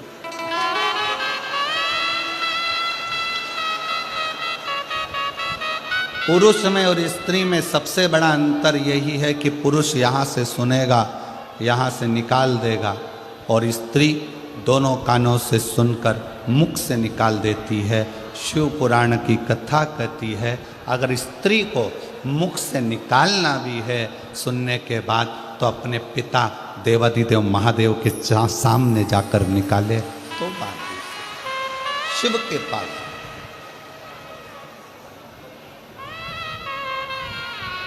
सबका किया है मेरा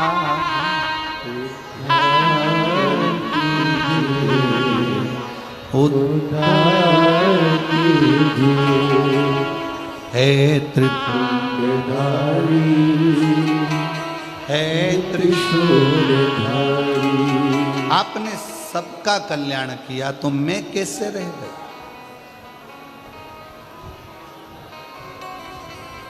मैं कैसे रह गया?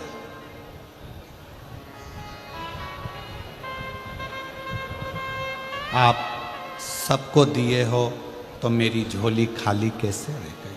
कैसे?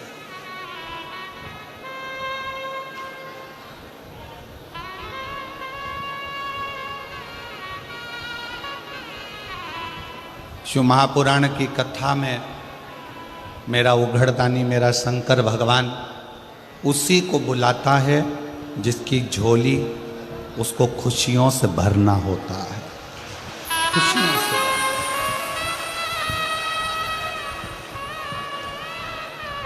अब मालूम पड़े पूरा रतनगढ़ का लोग कथा सुनने के लिए आ जाए तो शंकर भगवान को 3 महीने में देना है, ये शिव पुराण का प्रमाण है।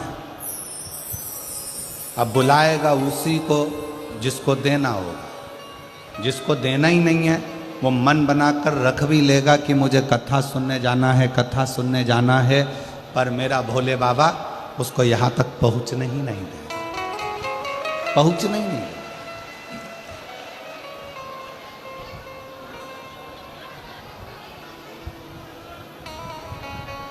कल कथा में अपन ने श्रवण किया था कि संकल्प आपका होता है और पूरा करने वाला देवाधिदेव महादेव।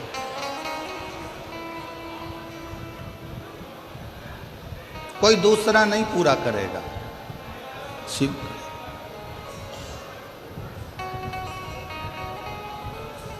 रुद्राष्टध्यायी में शिव संकल्पमस्तु एक शब्द आता है।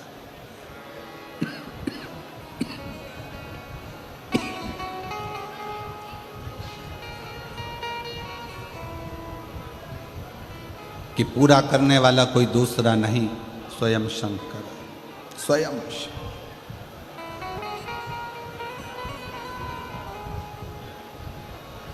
दो चीजें जवानी में करना चाहिए, दो चीजें। एक बीमा करा लो और दूसरा भजन जवानी में करो।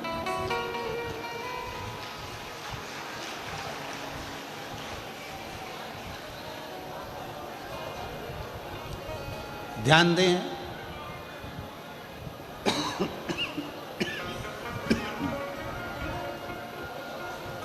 भजन भी बीमे की उम्र में होना चाहिए।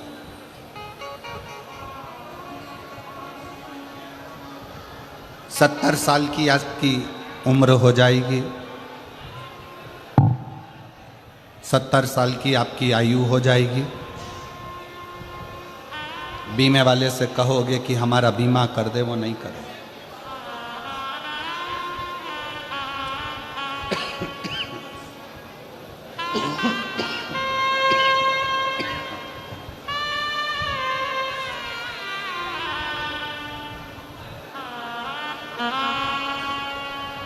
सत्तर वर्ष की आयु में बीमे वाला आपका बीमा नहीं करे।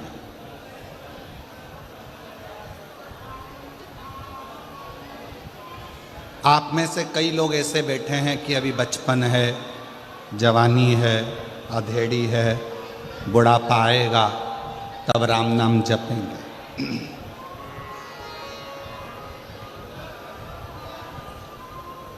कई लोगों की आदत है, घर में सबसे पहली रोटी किसकी बनती है? जम के बोलो जरा, गाय की। सबसे पहली रोटी घर में गाय की बनी, पर सबसे पहले गाय के मुंह में नहीं गई, बन के डब्बे पर रखी रही, डब्बे पे से उठी फ्रिज पे रखी रही, फ्रिज पे से उठी स्टैंड पे रखी रही, भोजन के स्टैंड पे से उठी गैस की टंकी पर रखी रही, गैस की टंकी पे से उठी दरवाजे के पास में जो छोटा सा आला था उसमें रखी रही। 4 बजे गाय आई तब वो रोटी 4 बजे गाय के मुख में गई।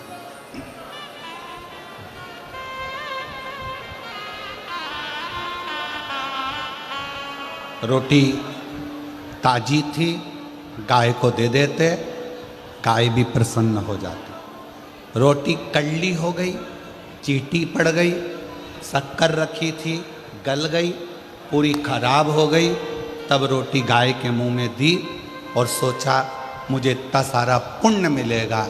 अब विचार करो, ये रोटी जैसा आपका और हमारा जीवन है। बचपन अच्छा था, भगवान को नहीं दिया, जवानी अच्छी थी, भगवान को नहीं दी, अधेड़ी अच्छी थी, परमात्मा को नहीं दी। जब ये पूरी रोटी गल गई, सोफा सेट निकल गया, आँखों से दिखाई नहीं देता, कानों से सुनाई नहीं देता, हाथ कांपता है, तब सोचा अब इस रोटी को उस परमात्मा को दे दूं। तो परमात्मा भी बोला ये सड़ी गली रोटी मेरे किस काम की? क्या करूं इस रोटी को? बचपन खेल में खोया, जवानी नींद भर बुढ़ापा देख कर रोया, सिराने मौत हंसती है। ये अवस्था जाती जाती।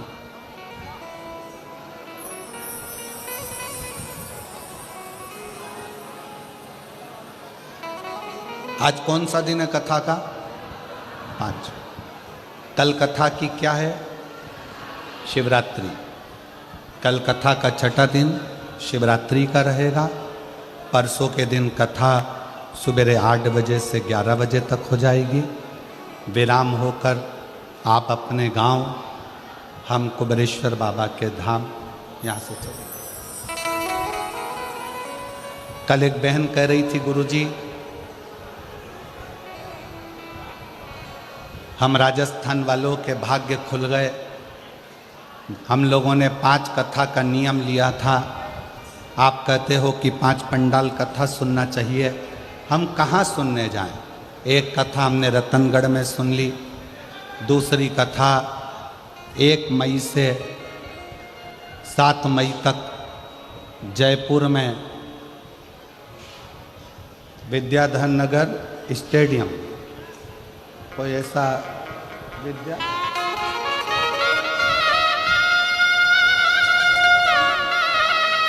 विद्याधर नगर स्टेडियम जयपुर में 1 बजे से 4 बजे तक वहाँ सुन लेंगे।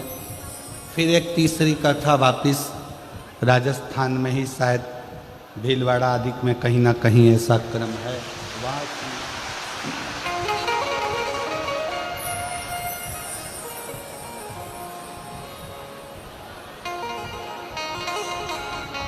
हमारी 5 पंडाल की कथा बाबा हमको राजस्थान में ही पूरी करा देगा।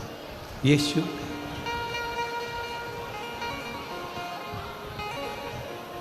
सुनो, विनय करो, निवेदन करो, उसको अपने दिल की बात जरूर करो, जरूर। और खाली ना जाता दर से तुम्हारे, खाली ना जाता दर से तुम्हारे, मैं भी खड़ी हूँ नन्ही बाहें पसार, अपने हृदय से लगा लो, लगा लो, गिरा जा रहा उठा भोले अपने दर से, अब तो ना टालो, गिरी जा रही हूँ, उठा शिव कृपा कर। कहना है तो शिव से, बोलना है शंकर से।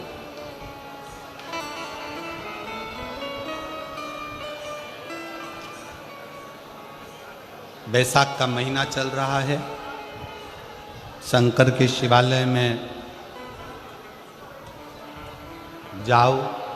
शिव के शिवालय में 3 स्थानों का स्पर्श अवश्य जरूर।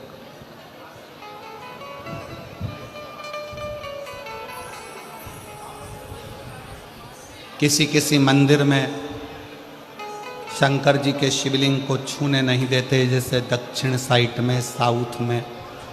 तो अपने ही घर में जो शिवलिंग है उसके 3 स्थानों का स्पर्श अवश्य करें। समझिए,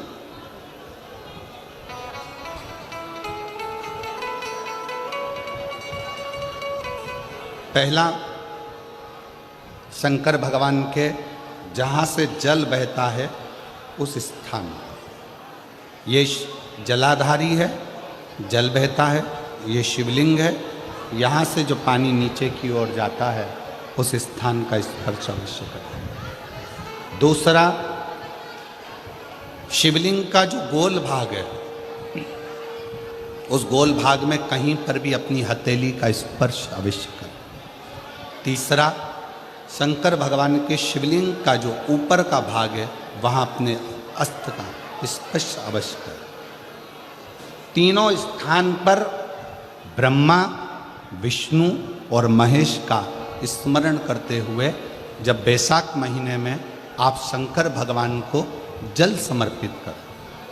शिव जी को जब बैसाख के महीने में जल दिया जाए तो दोनों हाथ से अंजलि में कलश रखकर शंकर भगवान की अपने हाथ की अंजलि में जल रखकर शिव जी को जल अवश्य समर्पित करें।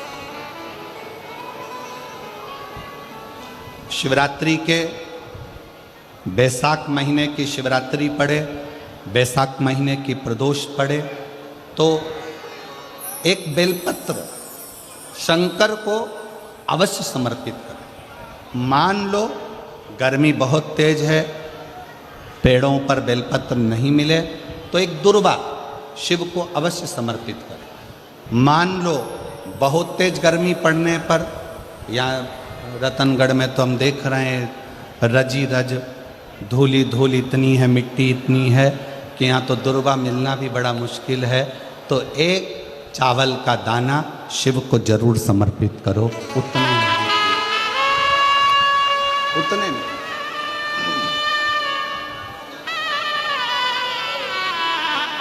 और बैसाख महीने में सबसे ज़्यादा जरूरी है, जो सबसे ज़्यादा जरूरी है बैसाख महीने में, वो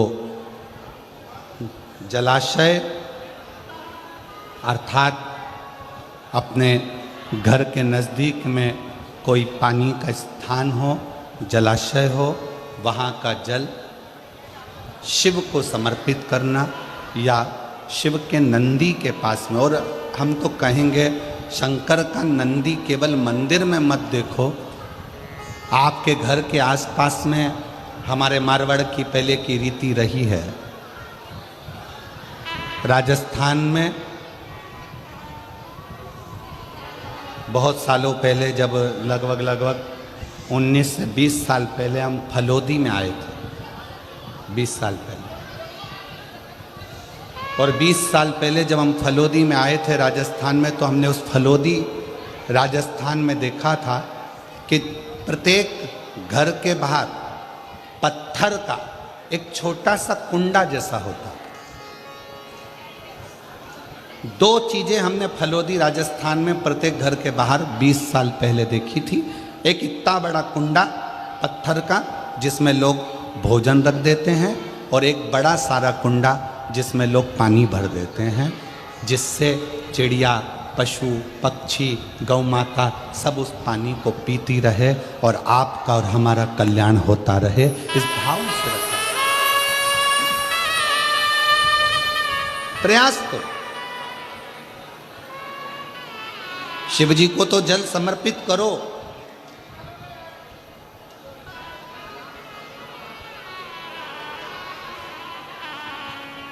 साथ में कोई जीव का भी अगर कल्याण हो जाए आपके एक लोटा जल से, तो उसको भी जल दीजिए, उसको भी।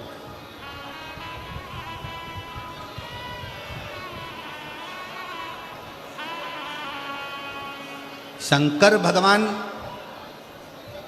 भगवान ओघड़दानी शिव, जिनका चढ़ा हुआ जल केवल मात्र स्पर्श, आचमन, दर्शन आपका और हमारा कल्याण कर दे। शिव महापुराण का एक बहुत सुंदर संवाद है। काशी प्रदेश में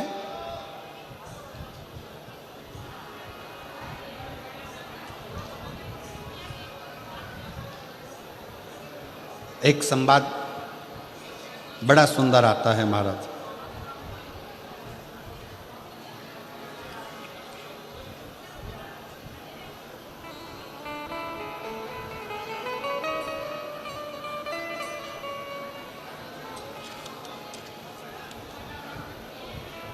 सिंहपुर प्रदेश में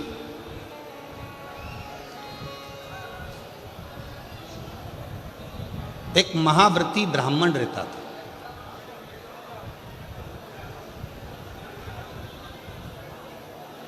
शिव जी का बड़ा उपासक था, शंकर का बड़ा भक्त था। महाव्रती ब्राह्मण का कर्तव्य, सबसे बड़ा कर्तव्य उस महाव्रती ब्राह्मण का था कि शंकर के मंदिर में जाकर झाड़ू लगाना, पोछा लगाना, दीप लगाना, शिवलिंग को श्रृंगारित कर देना, स्नान करा देना, पूजन कर लेना और शंकर की भक्ति को धारण करना। पंचाक्षर मंत्र का जाप, षडाक्षर मंत्र का जाप।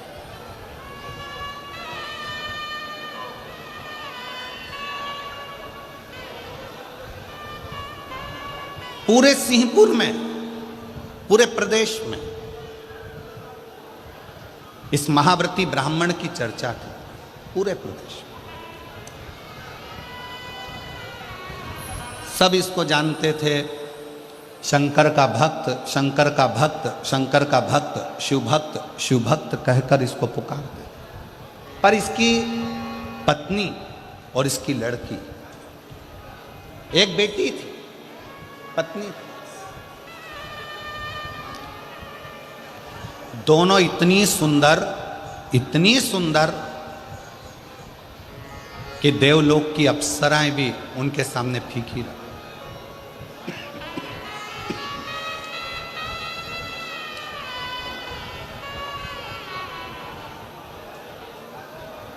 और शिव महापुराण की कथा एक बात बहुत अच्छे से कहती है, शरीर की सुंदरता से ज्यादा जरूरत है मन की सुंदरता की। मन की, तुम्हारा अच्छा शरीर देखकर भगवान कभी प्रसन्न नहीं होता, तुम्हारे अच्छे वस्त्र देखकर भगवान कभी प्रसन्न नहीं होते। कभी तुम्हारे शरीर पर आभूषण है, रतन है, सोना है, चांदी है, हीरा है, पन्ना है, उसको देखकर मेरा भगवान कभी प्रसन्न नहीं होता। तुम कितने सुंदर हो उसको देखकर भी भगवान कभी प्रसन्न नहीं होता। ईश्वर कब प्रसन्न होता है?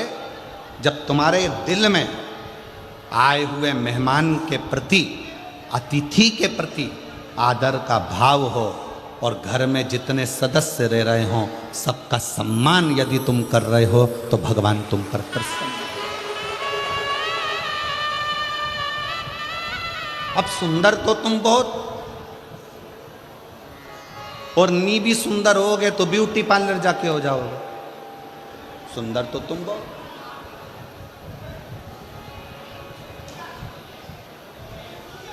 अब मालूम पड़े तुम्हारा चेहरा सुंदर है, तुम्हारा तन सुंदर है, तुम दिखने में सुंदर हो, और मालूम पड़े तुम्हारा जो मन है, तुम्हारा जो हृदय है, तुम्हारा जो मन है, मालूम पड़े वो व्यर्थ चर्चाओं में, व्यर्थ बातों में, व्यर्थ बातों में लगा हुआ है, तो वो किस काम का? उसकी मूलता क्या है? वो किस काम का? इसलिए शिव महापुराण की कथा ने एक बहुत सुंदर बात कही, शंभु शरण मांगो दुख दया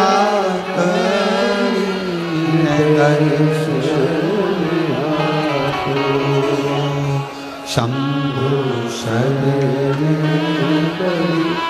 मांगो दुख काटो दया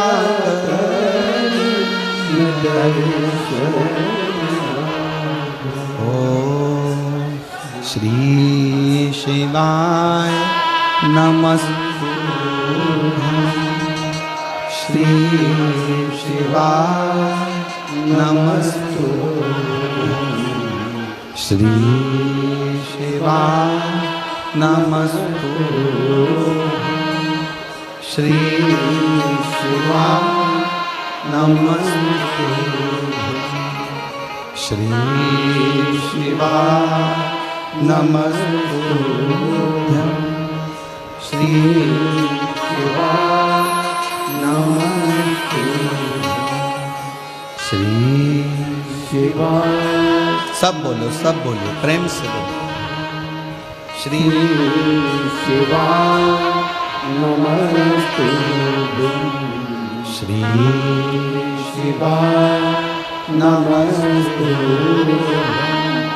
श्री शिवाय नमस्तुभ्यं श्री शिवाय नमस्तुभ्यं श्री शिवाय नमस्तुभ्यं श्री शिवाय नमस्तुभ्यं श्री शिवाय नमस्तुभ्यं श्री शिवाय नमस्तुभ्यं श्री शिवाय नमस्तुभ्यं। वो सुंदरता किसी काम की नहीं जिस सुंदरता में भगवान की भक्ति न हो, ईश्वर की भक्ति न हो।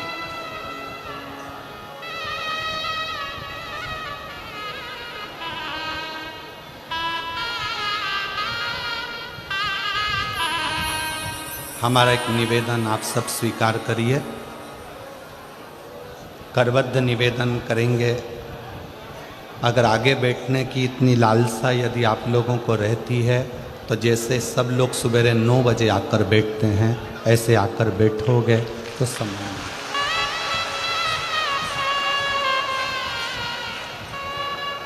कथा केवल लाहौटी जी की नहीं, पूरा रतनगढ़ के एक एक बच्चे बच्चे की यह कथा है और रतनगढ़ की यह कथा। इसको दिल से सुनो।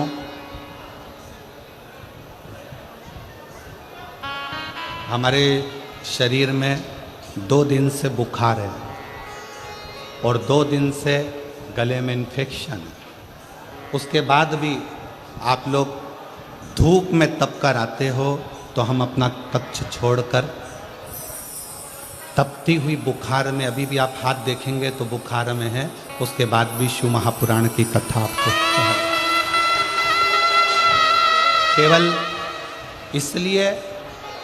एक पत्र में एक बहन ने परसों के दिन लिखकर भेजा था, कथा होए चाहे ना हो, हम पति पत्नी पंडाल को प्रणाम करने के लिए रोज आएंगे, भले गुरुजी आप कथा करो चाहे ना करो। केवल आपके विश्वास के बल पर ये कथा कहने के लिए हम भी वहाँ से यहाँ तक आते हैं। और आप दिल से सुनोगे तो ये कथा केवल प्रदीप मिश्रा नहीं बाच रहा है, इस कथा को स्वयं देवादिदेव महादेव आकर बाच रहे। हृदय से दिल से श्रवण करो।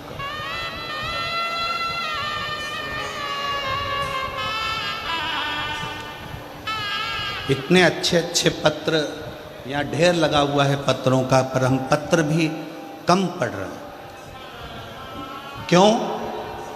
राजस्थान में कथा कम होती है। अगर इन लोगों को दिल से मिल गई और इनकी झोली भर गई तो अगली कथा में 1 मई को पत्र पढ़ लेंगे। हृदय से सुन, ये वो अमृत है। 7 दिन पूरा होने के बाद तरसोगे कि हमारे नज़दीक में कथा होकर चली गई, मैं झोली भरकर नहीं ला सकी। अगर उस 2.5 घंटे की कथा को मैं अगर दिल से सुनकर प्रार्थना कर लेती, श्री शिवाय नमस्तुभ्यं बोलकर उसको अपना मन का भाव कह देती, तो शायद मेरी झोली खुशियों से 3 महीने के अंदर भरा जाती। और हम 3 महीने का भी इंतजार नहीं करेंगे। 17 तारीख को, कितनी तारीख को यहाँ कथा विराम है? 17 तारीख को यहाँ कथा विराम है। 1 मई को चालू है।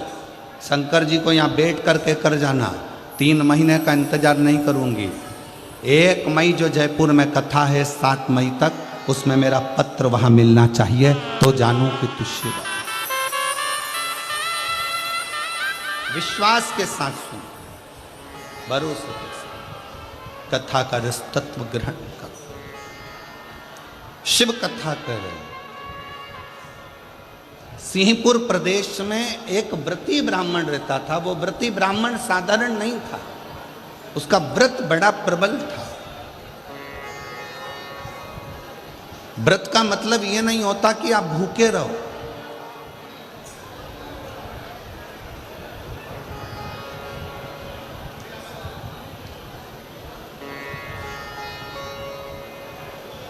भाई श्री हनुमान प्रसाद जी पोद्धर जी ने अपनी वाणी में कल्याण के शिव अंक में, अगर बन सके तो आप पढ़िएगा, कल्याण के शिव अंक में भाई श्री ने एक लाइन लिखी है। भाई श्री ने अपनी वाणी में लिखा कि भगवान को पाने के लिए अगर तुम अपने दिल से एक बार अगर मुख से कह दोगे कि हे प्रभु मैं तुम्हारा हूं और तुम मेरे हो, बस ये बात अगर दिल से कह दी तो परमात्मा भी तुम्हारा हो जाता है और तुम परमात्मा के हो जाते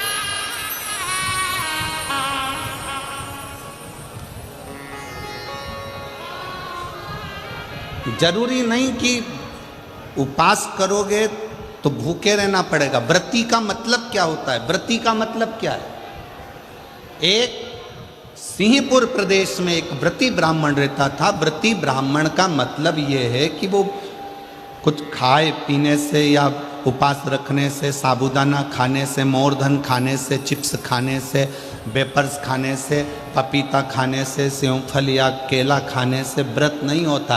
व्रत का मतलब है कि तुमने एक नियम बना लिया कि मैं रोज अपने घर से 1 लोटा जल लेकर शंकर के मंदिर जाऊंगी, या आपने कोई नियम बना लिया कि मैं 15 मिनट शंकर का भजन करूंगी, या नियम बना लिया राम नाम, कृष्ण नाम, शिव नाम जपूंगी, ये तुम्हारा व्रत हो गया। तुम व्रती हो गए। ये व्रत तुमने धारण कर लिया।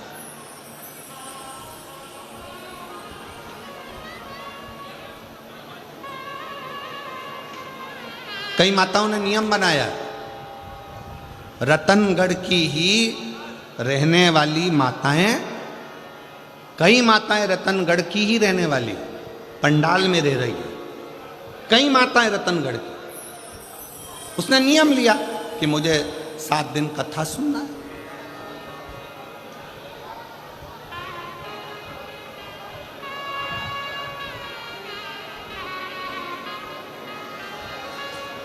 उसका नियम व्रती है।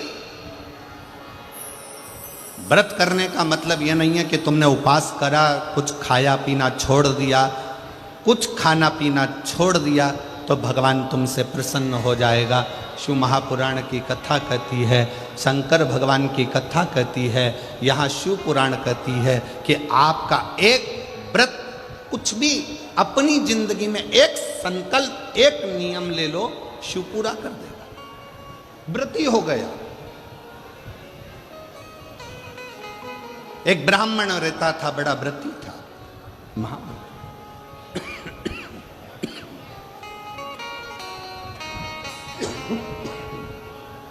और वो महाव्रती ब्राह्मण,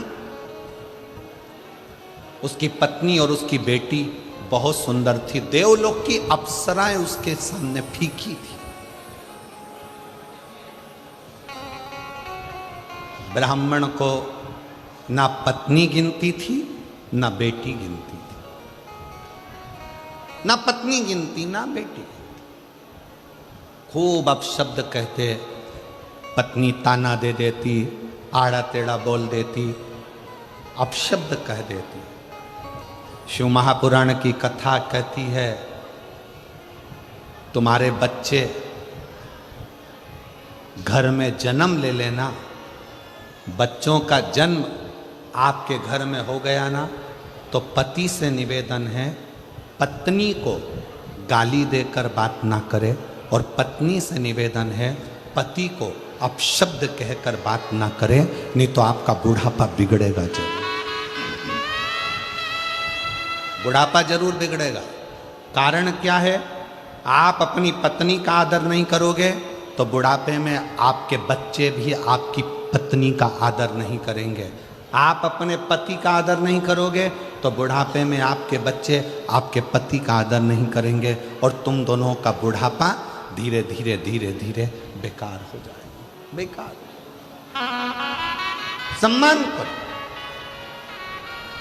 अपने बच्चों के सामने कभी मत कहो कि तेरी माँ में अक्ल नहीं है।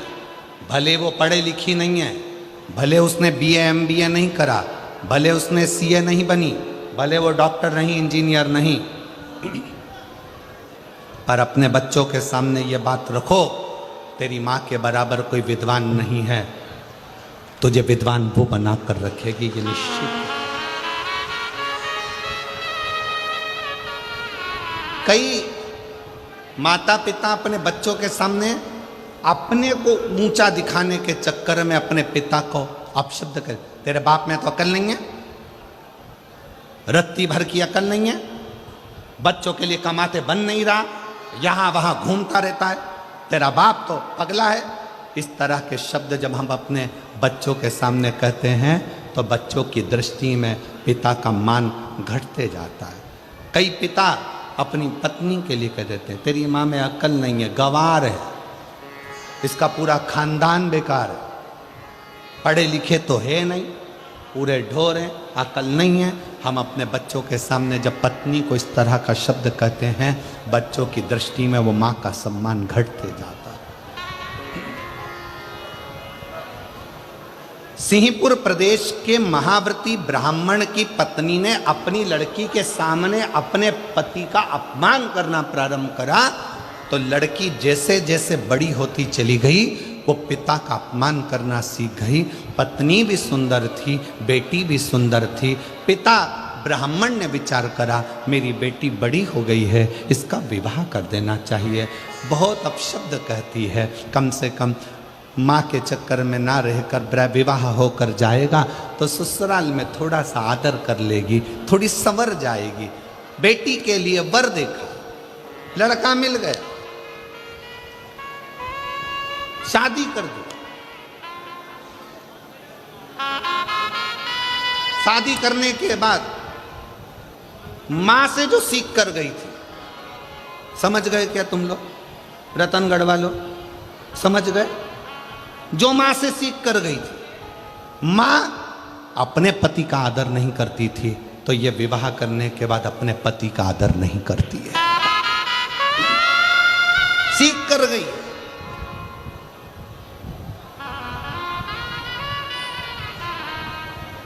निवेदन है,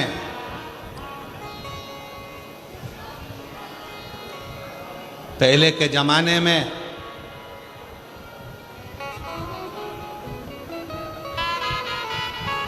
लड़की को डर लगता था सास कैसी मिलेगी। आज के जमाने में सास की रातों की नींद उड़ जाती है, जगदम्बा कैसी आएगी, कैसी कैसी। क्यों? पहले के जमाने में 4 लड़के रहते थे तो चिंता नहीं रहती थी। आज के जमाने में ले दे के एक तो बेटा और उसी की धर्म पत्नी आना है, और वो भी लड़ झगड़ के अपने ही रतनगढ़ में अपने से ही अलग होकर दूसरी जगह जाकर रहेगी। लोग क्या कहें? सोचना पड़ता है, 50 बार विचार करना पड़ता है।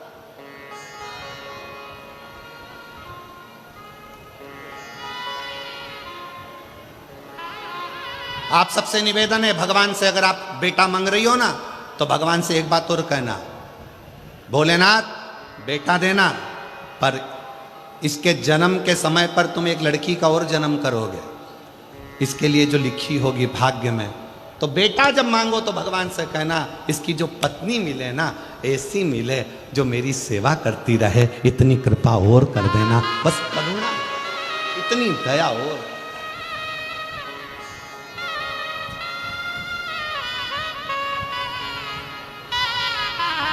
ऐसी मत भेज देना जो 24 घंटे साड़ी में तो पिन लगाए, ब्यूटी पार्लर से आए और दिमाग हमारा खाए। ऐसी मत भेज दे, ऐसी नहीं चाहिए। प्रेम परोसने वाली। बेटी ने अपनी मां से सीखा था, क्योंकि मां पंडित को गिनती नहीं थी, ब्राह्मण को, जो व्रती ब्राह्मण था उसको अपशब्द कहती थी, ताना देती थी, गाली देती थी, आड़ा टेढ़ा कहती थी, दिन रात कोसती थी, दिन रात कोसती थी। कोई दूसरा आता, ब्राह्मण की पत्नी का आदर करता, सम्मान करता, तो ब्राह्मण की पत्नी उसको खूब सम्मान देती थी। उसके लिए अंदर जाके शरबत बना कर लाती, सुंदर सुंदर भोजन बना कर लाती, उसको खिलाती।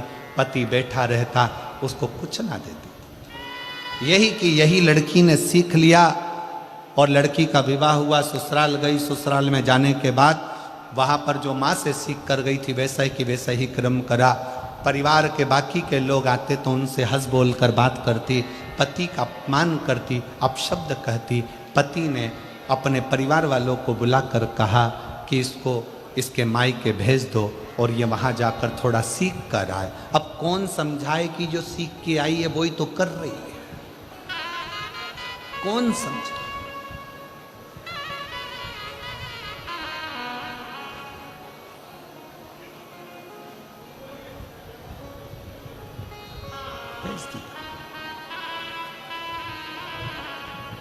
अब लड़की और लड़की की माँ दोनों मिली। पिताजी ने अपनी बेटी को बिठाकर समझाया, बेटा ससुराल में सबका आदर करना सीख, सम्मान करना सीख। इतने में माँ जूड़ा बांधती बांधती आई और आकर बोली, ये अपना ज्ञान अपने पास रखो। आज तो मेरी बेटी से कह दिया, आगे से कुछ कहने की जरूरत नहीं है। ब्राह्मण ने कहा, ये जितनी तुम्हारी बेटी है उतनी मेरी भी बेटी है। मेरा फर्ज बनता है अपनी बेटी को उपदेश देना। शिव महापुराण का ये चरित्र, सिंहपुर प्रदेश के ब्राह्मण का ये चरित्र हमें बता रहा। इतना मेरा भी फर्ज बनता है कि मैं इसको समझाऊं। अपना ज्ञान अपने पास रखो, अपनी विद्वत्ता अपने पास रखो। मंदिर में घंटी बजाना और शंकर जी को एक लोटा जल चढ़ाना, इसके सिवा तुम्हारे पास कुछ नहीं रखा है। व्यर्थ की बात करते हो। मेरी बेटी ससुराल में जो करना चाहे वो करेगी। ससुराल वाले रखें चाहे ना रखें। माँ ने पत्र लिखकर भेज दिया, मेरी बेटी तो जैसी रही है वैसी रहेगी। ससुराल वालों ने हाथ जोड़कर लिखकर भेज दिया, आपकी बेटी आपके पास रखिए, हम भगवान का भजन करने वाले हैं। इतने में पिताजी ने हाथ पैर जोड़े तो माँ ने कहा कि अगर तुम उन ससुराल वालों के हाथ पैर जोड़ने गए तो हम यहाँ नहीं रहेंगे। और माँ और बेटी ने अपना दोनों का बैग उठाया, दोनों का सामान लिया और एक उसी नगर में दूसरे स्थान पर जाकर अपना झोपड़ा बनाकर अपना नगर बसा लिया। झोपड़े में रहती थी। अब धीरे धीरे दोनों माँ बेटी ने एक कार्य चालू कर दिया कि माँ भी सुंदर थी और बेटी भी सुंदर थी, तो पर पुरुष पर दृष्टि देने, पर पुरुष पर दृष्टि। अब इनकी सुंदरता देखकर, माँ की सुंदरता देखकर पुरुष आ जाते, बेटी की सुंदरता देखकर, उनकी युवान अवस्था देखकर पुरुष आ जाते। छोटा सा झोपड़ा था, धीरे धीरे महल बनता गया, महल बनता गया, खूब अच्छा राशि ठाठ हो गया। ब्राह्मण वही शंकर के मंदिर जाना, झाड़ू लगाना, पोछा लगाना, प्रणाम करना, वही क्या कर